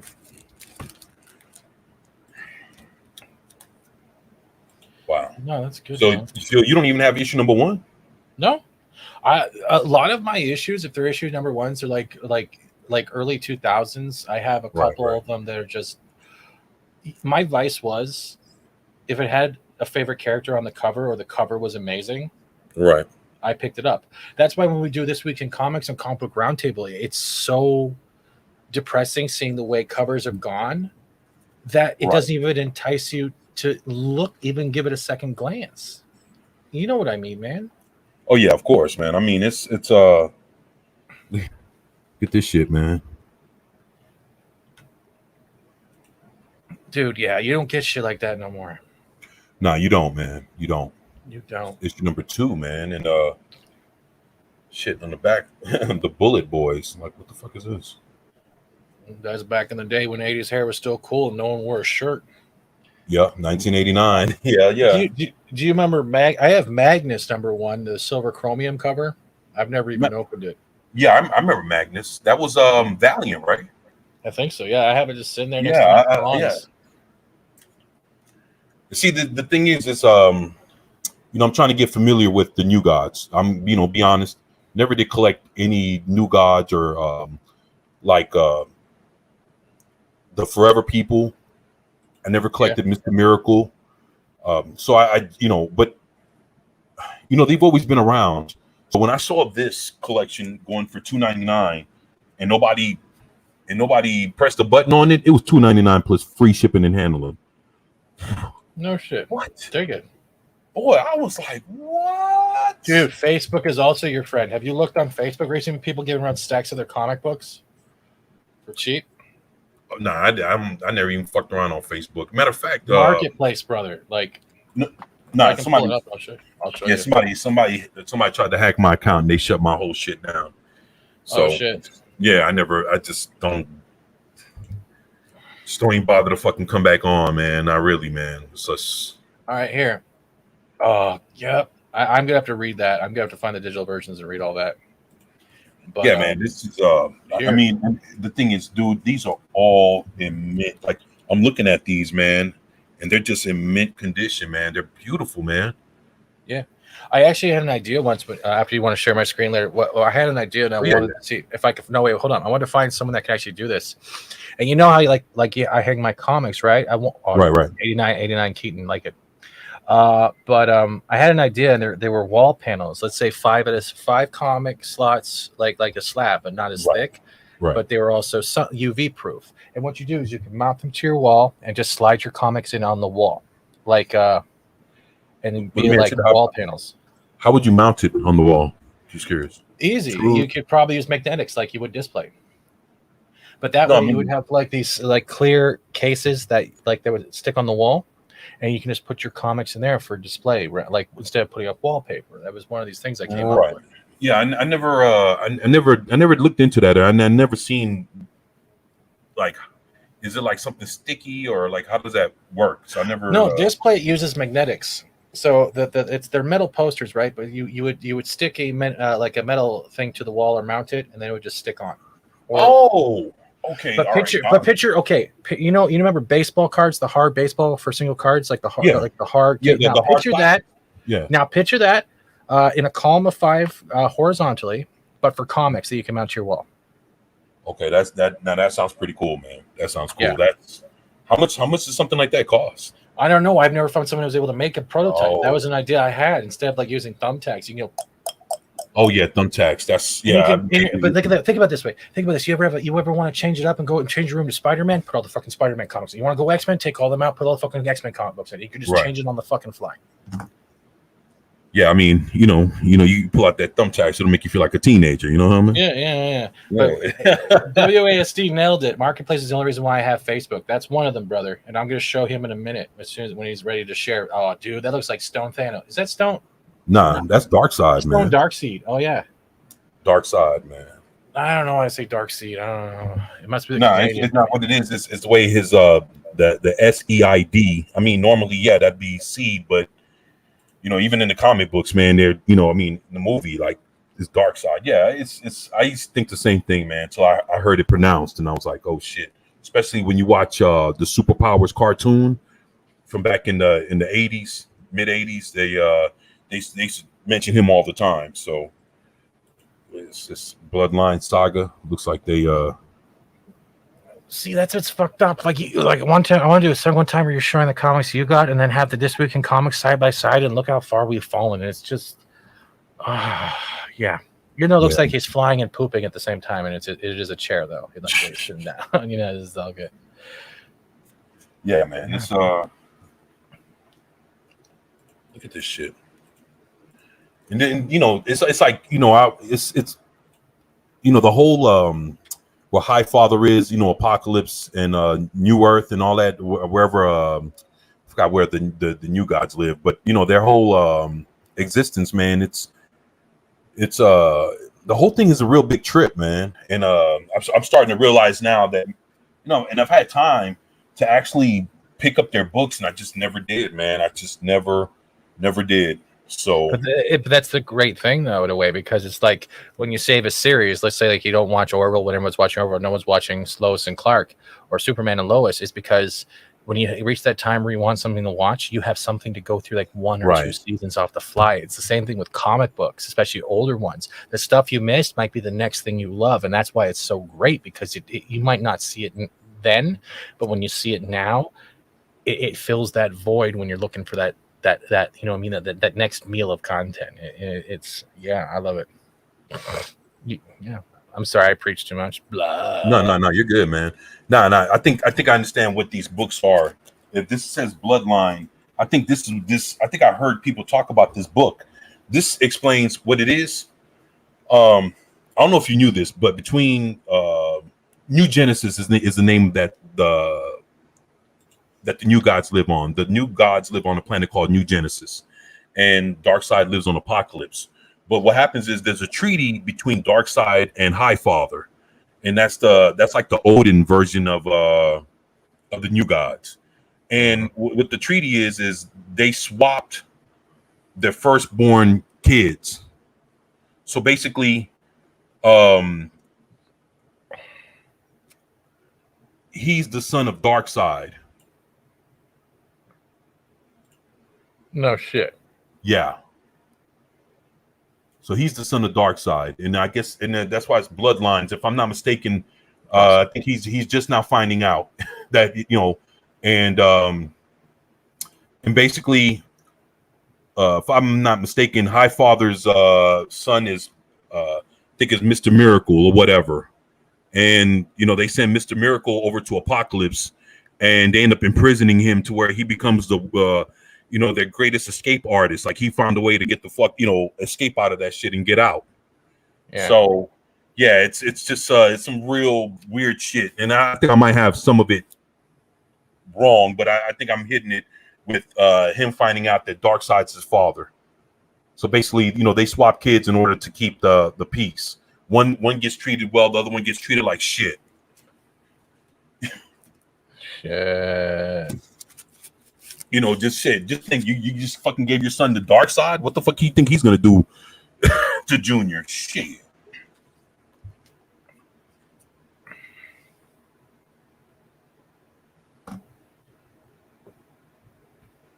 Yeah, man. So yeah, there's all kinds of shit, man, going on, man. Okay, Pat. Thank you. You want me to hit the You can do it. Yeah, I'll give you a shot. Like this is what I'll show you about Marketplace. That's what's up. Let me see. Newbomb Turk says, all right, gents, I have some channel work to do. Have a good night. Hey, man, thank you, Newbomb Turk, for being here, man. Well, I appreciate you, man. Thank you. But like you got people selling lots of fucking comic books and shit. Oh, shit. Like, damn. WASDFM says, I don't have CW, so haven't been keeping up with Superman and Lois. But does anyone know if Steel is or has been showing up on the show? I freaking love Steel. Actually, the CW app is free. You can either put on your phone or your computer. You get it. It's free, so you don't have to. You can actually pull it up on like your on your Xbox or PlayStation or whatever, and it's free to download, and you can watch everything, binge everything there. But I did hear something about Steel showing up. If I'm not mistaken, he showed up in the last episode or two. I don't know what the story is or why, but I heard that Steel popped up, and I don't know what that is supposed to bring or what's going to happen with that. So WASD says, good night, Newbomb Turk. Yeah, Newbomb, thank you, man, for everything, bro. Appreciate you, man. Oh, nice. Thanks, 24. Yeah, man. And like I say, this is these are just the new episodes, so I don't know. I just heard some kind of mention of his name. Like, he just popped up, and I think he has his daughter with him also. So, but as far as the story or whatever, don't know anything about how it happened. So how much is that running for, man? this guy wants 125 Canadian for it, but it's a 4.0. Shit. I remember that. I had that comic, man. I had that one. No. He does not. He does not keep them in good condition. It's the old school Golden Key Buck Rogers, man. Fuck, man. Yeah, he looks like he's fucking. Yeah. What comic book is that? I can't even see what the title was. I'm not. Yeah, Sandman. That one. Oh, Neil Gaiman's Sandman. Okay. I still have that sealed. I've never read it. Watchmen. How much is Watchmen going for issue number 1? On the Facebook, let's take a look at this douchebag's post. Oh my god, this guy's a lot of shit. Like he's selling shit that's not in good grade for too much. But if we're going Watchmen, I have to go all the way fucking down. Jesus Christ, dude, put it in alphabetical order. This is one thing I hate about Facebook. Yeah, that's alphabetical order, man. That'd be I don't know, man. It's kind of hard to keep, to do alphabetical order sometimes, man. 45 Canadian, pretty much. Oh, 45. That's too much. Way too much. It is too much. It is. But that's what you can find on Facebook, like the old shit like that. He does not keep them in good condition. My whole Watchmen collection, I think I'm missing 3 issues, and even with the other 9 issues that I bought, I probably spent like less than, I'd say between $20 to $25 for the whole 9 issues in mint condition.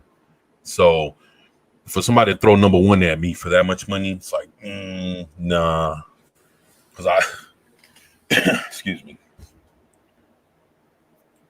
those Amazing Spider-Mans. Damn. How much are those running for? They doesn't. That's the thing. They don't ever post it. 45 Canadian for those. I think for all 3. Fuck that. Yeah, that's why. Yeah, but you'll eventually run into a person that doesn't realize, like this, something like this. Right. They want 75 for all of them, I guess, or they have the X-Men Red complete series for 40 Canadian. Yeah, you're better going off, but like there's some people out there that got like that blue one. That's one of the ones I like. Right there, Thanos with Spider-Man. You don't see this shit that much. There's X-Men Red, I'm guessing. Wow. Yeah, I remember this Gambit one. That's one I'm still looking for. Yeah, that was black and gold. I had that, man. I had the whole series, man. That right there, that's X-Men issue 300, huh? That first one. Yep, that's the one. These are two I'm still looking for. Yeah, they're fucking awesome because even like the only reason I don't want this one is because it has the barcode. The barcode. If it doesn't have this, no fucking way do I want it. I'm very picky, like my Funko. I want. Nah, you know the thing about the barcode. Yeah. Sometimes the barcode ends up being worth more than the actual. Let's say if you had like a Spider-Man face or it says Marvel on the where the barcode's supposed to be. The reason why is for the simple fact that the barcode comics, like all the comics that have barcodes, were actually comics that were sold like in convenience stores, pharmacies, and shit stuff like that. Yeah. So for a comic book to be in mint condition, and you bought it out of a grocery store or like a 7-Eleven or some shit, yeah, it's because at a comic book store, it's expected to be in mint condition if you bought it from a comic book store because that's the business. Now, if you're buying it from a fucking a gas station, dude, there's no way to keep that minty fresh. So so people have treasured barcode comics just for the simple fact that they were harder to keep in good condition, considering where they were coming from. Yeah, I got that right here, the one on the top left. I got that one. That one's hanging on my wall. I got that one there too. That Spider-Man right there. How much is this whole collection going for, man? Because that Spider-Man issue. He wants $250 Canadian for all of it. Oh wow.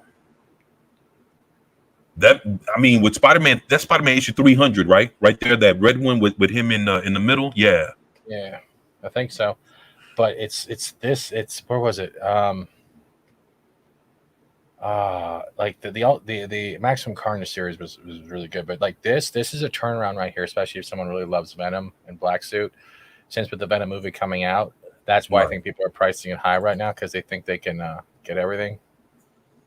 I mean, once the first Venom movie, once a lot of people started enjoying that, then that's when basically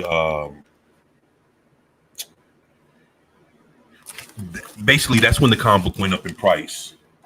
Yeah. Think about this, man. This comic book properties, of comic books that the movies have came out, the comic books were there, the movies were a flop, and the comic books didn't. And the comic books never rose up in price. There's a few of those, like Birds of Prey. Dude, you know how many Birds of Prey comic books I've seen that I couldn't gotten about Birds of Prey. Man, it's there's a lot of bad comics. Actually the comic books were actually very good. The movie was bad, but the movie was so bad that nobody went back to be like, oh man, we're gonna up price our comics because the movie did well. That's so actually, the fact that I'll give you an example. Now, when people saw that Zack Snyder's Justice League, that actually started rising up the price of Darkseid. Anything with like his first appearances and all that, those kind of comic books started going up in price once people started seeing pieces of Apocalypse and seeing how cool Zack Snyder made Darkseid and putting him in the movie and Steppenwolf and Dazad and everybody else. Shit, people started, people that enjoyed the Zack Snyder Justice League ended up in trying to seek out Darkseid's first appearance. What's the first appearance of Steppenwolf? What about Apocalypse? Dazad and Granny Goodness and all them. Like shit. Because see, that was that's the thing. It's like that was a part of the design of Zack Snyder. Like basically, they would have gave him his trilogy by the third movie, you were gonna see the Justice League go up against the New Gods, and basically, them taking out or fighting Darkseid at the very end of it. So, but already with that 1 4-hour movie, it brought up the price of Darkseid. Mm-hmm. The same thing happened with Venom and Carnage. Yep, there you go. Yep. WASDFM says, I'll catch up with you guys next time. Just drop by for a little bit while on vacation. Have a great night. Hey, man, you do the same, man. And thank you, man. Enjoy your vacation, man. And be safe out there, man. Thank you. Man, appreciate that, man. Yeah, man. Yeah, it's a trip how that shit works out, man. You ever seen the DC comic book movie? You ever seen the comic book called The Losers? I called that my sex life. Nah, shit. You can't say nah shit while laughing. You can't. Come on, that was good. That was good timing. Yeah, it was that joke was brought to you by Budweiser. I'm almost drunk. There you go. Oh, okay, that's what's going on. I got you. I always have a beer, man. I like having a beer once in a while. I have my dinner. I do my streams. A beer is chill. Ain't nothing wrong with that. Drink, man. Ain't nothing wrong with that. Yeah, man. Also good refill. Yeah, but there was a comic book movie, DC comic book movie came out. Had to be maybe it was way before it was a few years before Captain America and everything else came out. It was called The Losers, and basically it was Idris Elba along with Chris Evans and a few other folks. 2010, The Losers, right? And it was I remember this one. And the thing is, but see, it didn't make enough. It didn't make enough noise to warrant anybody to want to go after the comic book. No, it didn't, because they were going off a no name rather than trying to pump it up for something to be better than a no name. I mean, they were trying to do a Watchmen with it and it didn't work. That's the way I look at it. Oh, you did? Shit. What? I mean, and not to say it was a bad movie, but it was just nobody cared for it, man. It wasn't particularly a great movie neither, but it wasn't the worst thing I've ever seen. But nobody cared for it, man. So it's interesting, man, how that works, man. If people like it, they'll go for the source material, depending on how much they like it, and if not, they won't touch it at all. So, yeah, dude, I think I'm gonna head up out of here in a few minutes, man. I'll stick around for about 7 more minutes. Shut it down to 2 hours. That way I can stretch and go grab something to eat and all that fun stuff. No problem, man. If you gotta take off, take off. I'm just thank you for the invite. I just wanted to pop it and say, hey. Nah. I mean, shit, nah. I'm saying in 7 minutes, man. So if you can ride, if you want to chill with me for a few more minutes, man. Oh, sure. We can cuddle for 7 minutes. I got no problem. Nah, look at you, man. Yeah, he's like looking away while he says, look at you. He's like, fuck that. Like, I can't believe you saying this shit, man. Yeah, he's blushing like the. I'm like, man. I know. He's like, fuck this fat fuck. Nah, I ain't said that either. Nah, I don't feel like that, man. Yeah, dude. So what you got going on for? You got anything going on for tonight or tomorrow or? Tomorrow is lunch table, then TGIF, and then I got to do a live stream of the Ariana Grande concert. With I heard about that. She was going to be. Yeah. That's what I heard, man. Yeah, because I'm an Epic partner. Since you're not doing it Twitch, I have to. You have to be a YouTuber and you have to be an Epic partner. So I already get in. So I'll be doing it, inviting many people that want to watch that show live. Yeah. Damn. 6 p.m. Eastern. Yeah. Huh. What kind of? You gonna have any guests for the lunch table? We don't know yet. Right now, it's pretty much hit or miss. Someone had to reschedule, but we'll probably just talk and shoot the shit like normal. Catch up on events and shit like that. I guess we did that yesterday with We Got This Butter. It's getting better. Because there's so much Kurtzman shit now. It's not even funny. So much what? Kurtzman? Yeah. Yeah, actually, I don't know, man. I'm kind of disappointed with what's going on with Star Trek. I know, I know people are excited about Doctor Who, but still, man, when you got the BBC being how they are, how much hope you're gonna have for it when you got the same people running it. Honestly, I don't have hope anymore. I just go in with no expectations. I'm going to see what's good and what's bad, and just build Right. accordingly. Like I said, we've all talked this before. It's too much energy just to constantly hate on things over and over and over again. So just try to find the good in it, but it doesn't mean you like it. It just means you found the good You know, parts as well as the bad parts. It's like it's trying to be a scale, you know. right. Balance, yeah. You know, it's funny. I watched the first 3 episodes of the Transformers already, season What do you 1. think? What do you think? Well, you got Bumblebee not wanting to pick a side or whatever the fuck. I think he, I'm to the point where he just walked out of Autobot headquarters, and I think something's going to happen to him to make him pick the Autobot. So I was like, okay, well, basically, Ultra Magnus went and surrendered himself to the Decepticons, and that's just where I'm at. I'm like trying to so now I got to see what the fuck this next episode's gonna. And then I'm like, well, season 3, they're supposed to be bumping bolts, so I don't know what's gonna. It'll get better. I have no problem with it. I'm loving. It's Transformers for me, man. And like that, it made me get a toy, and I wanted to get a toy. It's good. I just finished Darwin's game. That is good. I can see now why people were disappointed that Jupiter's Legacy didn't get a second season. Right. It had potential. There's a lot out there, but it's just the stuff that's good that fans like. It seems to get cut short.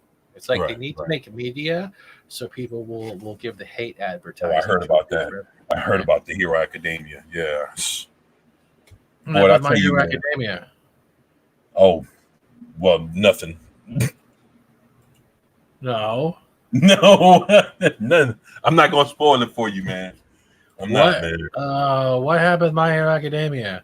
Well, something happened with a character, and what? Dude, I hate when people. It's like I think is it with the main character is a guy, right?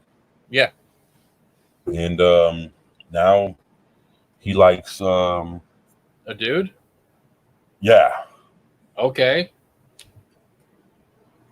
Well, they say a lot. But they also wait in the show or in the comic. Well, they say that I don't know if it's the show. It say a lot of people are just kind of like they tripping over that. So that's I don't know nothing about that, but I guess he was never supposed to, or he's never been that way, and now they just turned him that way just within the last couple days or whatever. But the funny part is that from what I remember of the show, he was never involved with anyone in general. Well, now.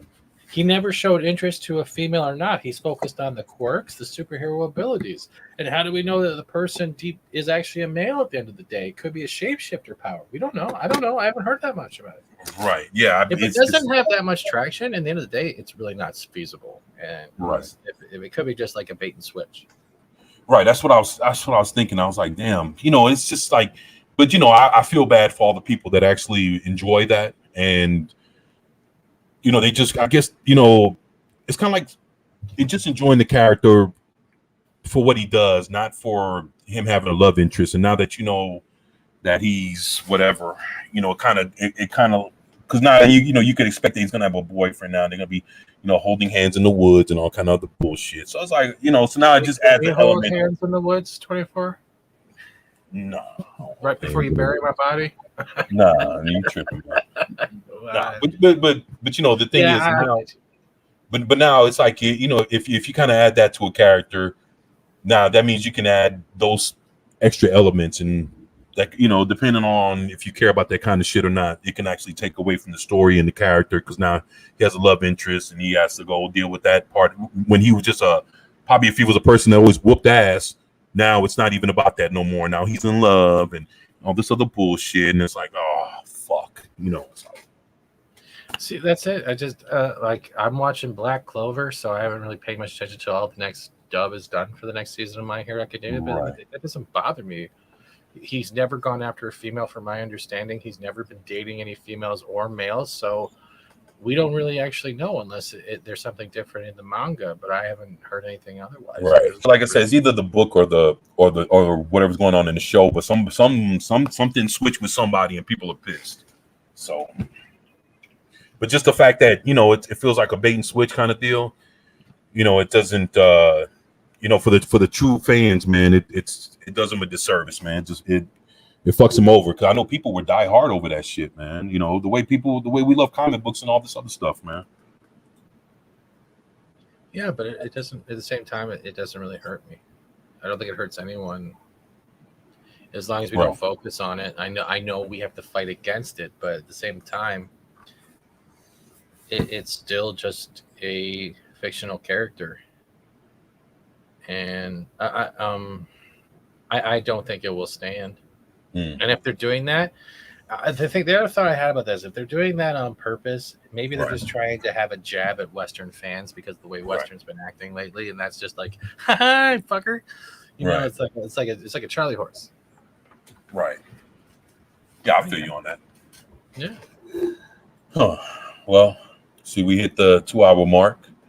Gonna go ahead and wind this down. We're gonna say peace out to everybody. You see here. Pat S, my man, thank you for being here, man, and supporting me, bro.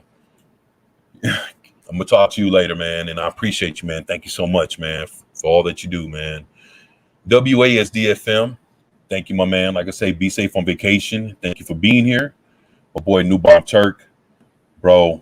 Yo, I appreciate you, man, and can't put into words what you do for me, man. It's I thank you, man, for all you do. You see, who else we got here? Vigilante Williamson, my man, a partner in crime over at the Primetime Kings. I'd like to tell you, thank you, man, for being here, man, and showing some love, man. Yo, you always welcome here, man. Thank you for being here, man. My man, the weight down. He ate too much, but hopefully, it's going down good, man. Yeah, man. My boy Warwolf. Man, it was a pleasure meeting you today. I look forward to talking to you tomorrow. And man, thank you for engaging and giving us some of your insight, man. I appreciate that, man. Let me see. Hopefully I didn't leave out anybody. DD Myers, my boy The Wake Down, Cold Era, my boy Robert. Thank you, man, for being here and supporting. I appreciate you. Let me see. Hopefully I didn't hopefully I didn't miss anybody, man. My boy Brightest Day. My boy Brandon Wolf. I'd like to tell you thank you for being here. Let's see. My boy Gogo 13. Appreciate you, man. Thank you for the tip, man. Like I say, every penny counts, man. So thank you for everything that y'all do, man. I'd like to say thank you also to Nick Weiser, 32 Flavors of Nick Weiser, my boy Clobbering Times, Stone Loki, Eris of Chaos, Clobbering Times, my boy Fat Steven Seagal. Hey, could you plug in your channel real quick for me, please? Can I plug in my channel? I can't. Hold on. I can't know. You know what you said, bro. Hold on. Yeah, I got the vape in my mouth. Give me 1 second. I'm trying to get my channel. All right. I guess this is my channel. Oh shit, wrong channel there. All right, private chat. There you go.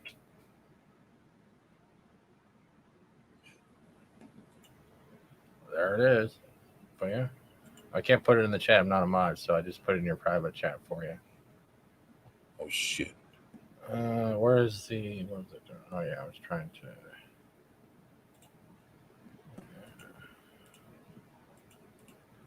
Oh fuck. What's wrong?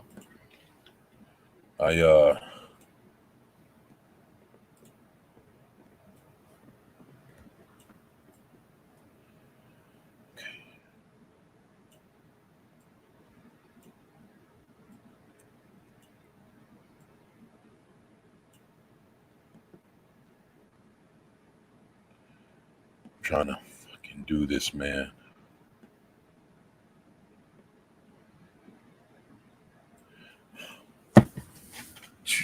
You don't Dude, have to. this off. I'm yo, like I say, I can't fucking I don't know how to do it. Dude, you're fine. Yeah, I'm Everyone good, man. knows So where I am. It's all yeah, good. but yeah, man. Thank y'all. Thank everybody for being here, man. Like I say, man, none of this could be possible without y'all. So I love y'all. Appreciate y'all. And as always, this is Fat Steven, and it's your boy, 24/7 with 24/7 Fusion Media. And I'm out. Peace.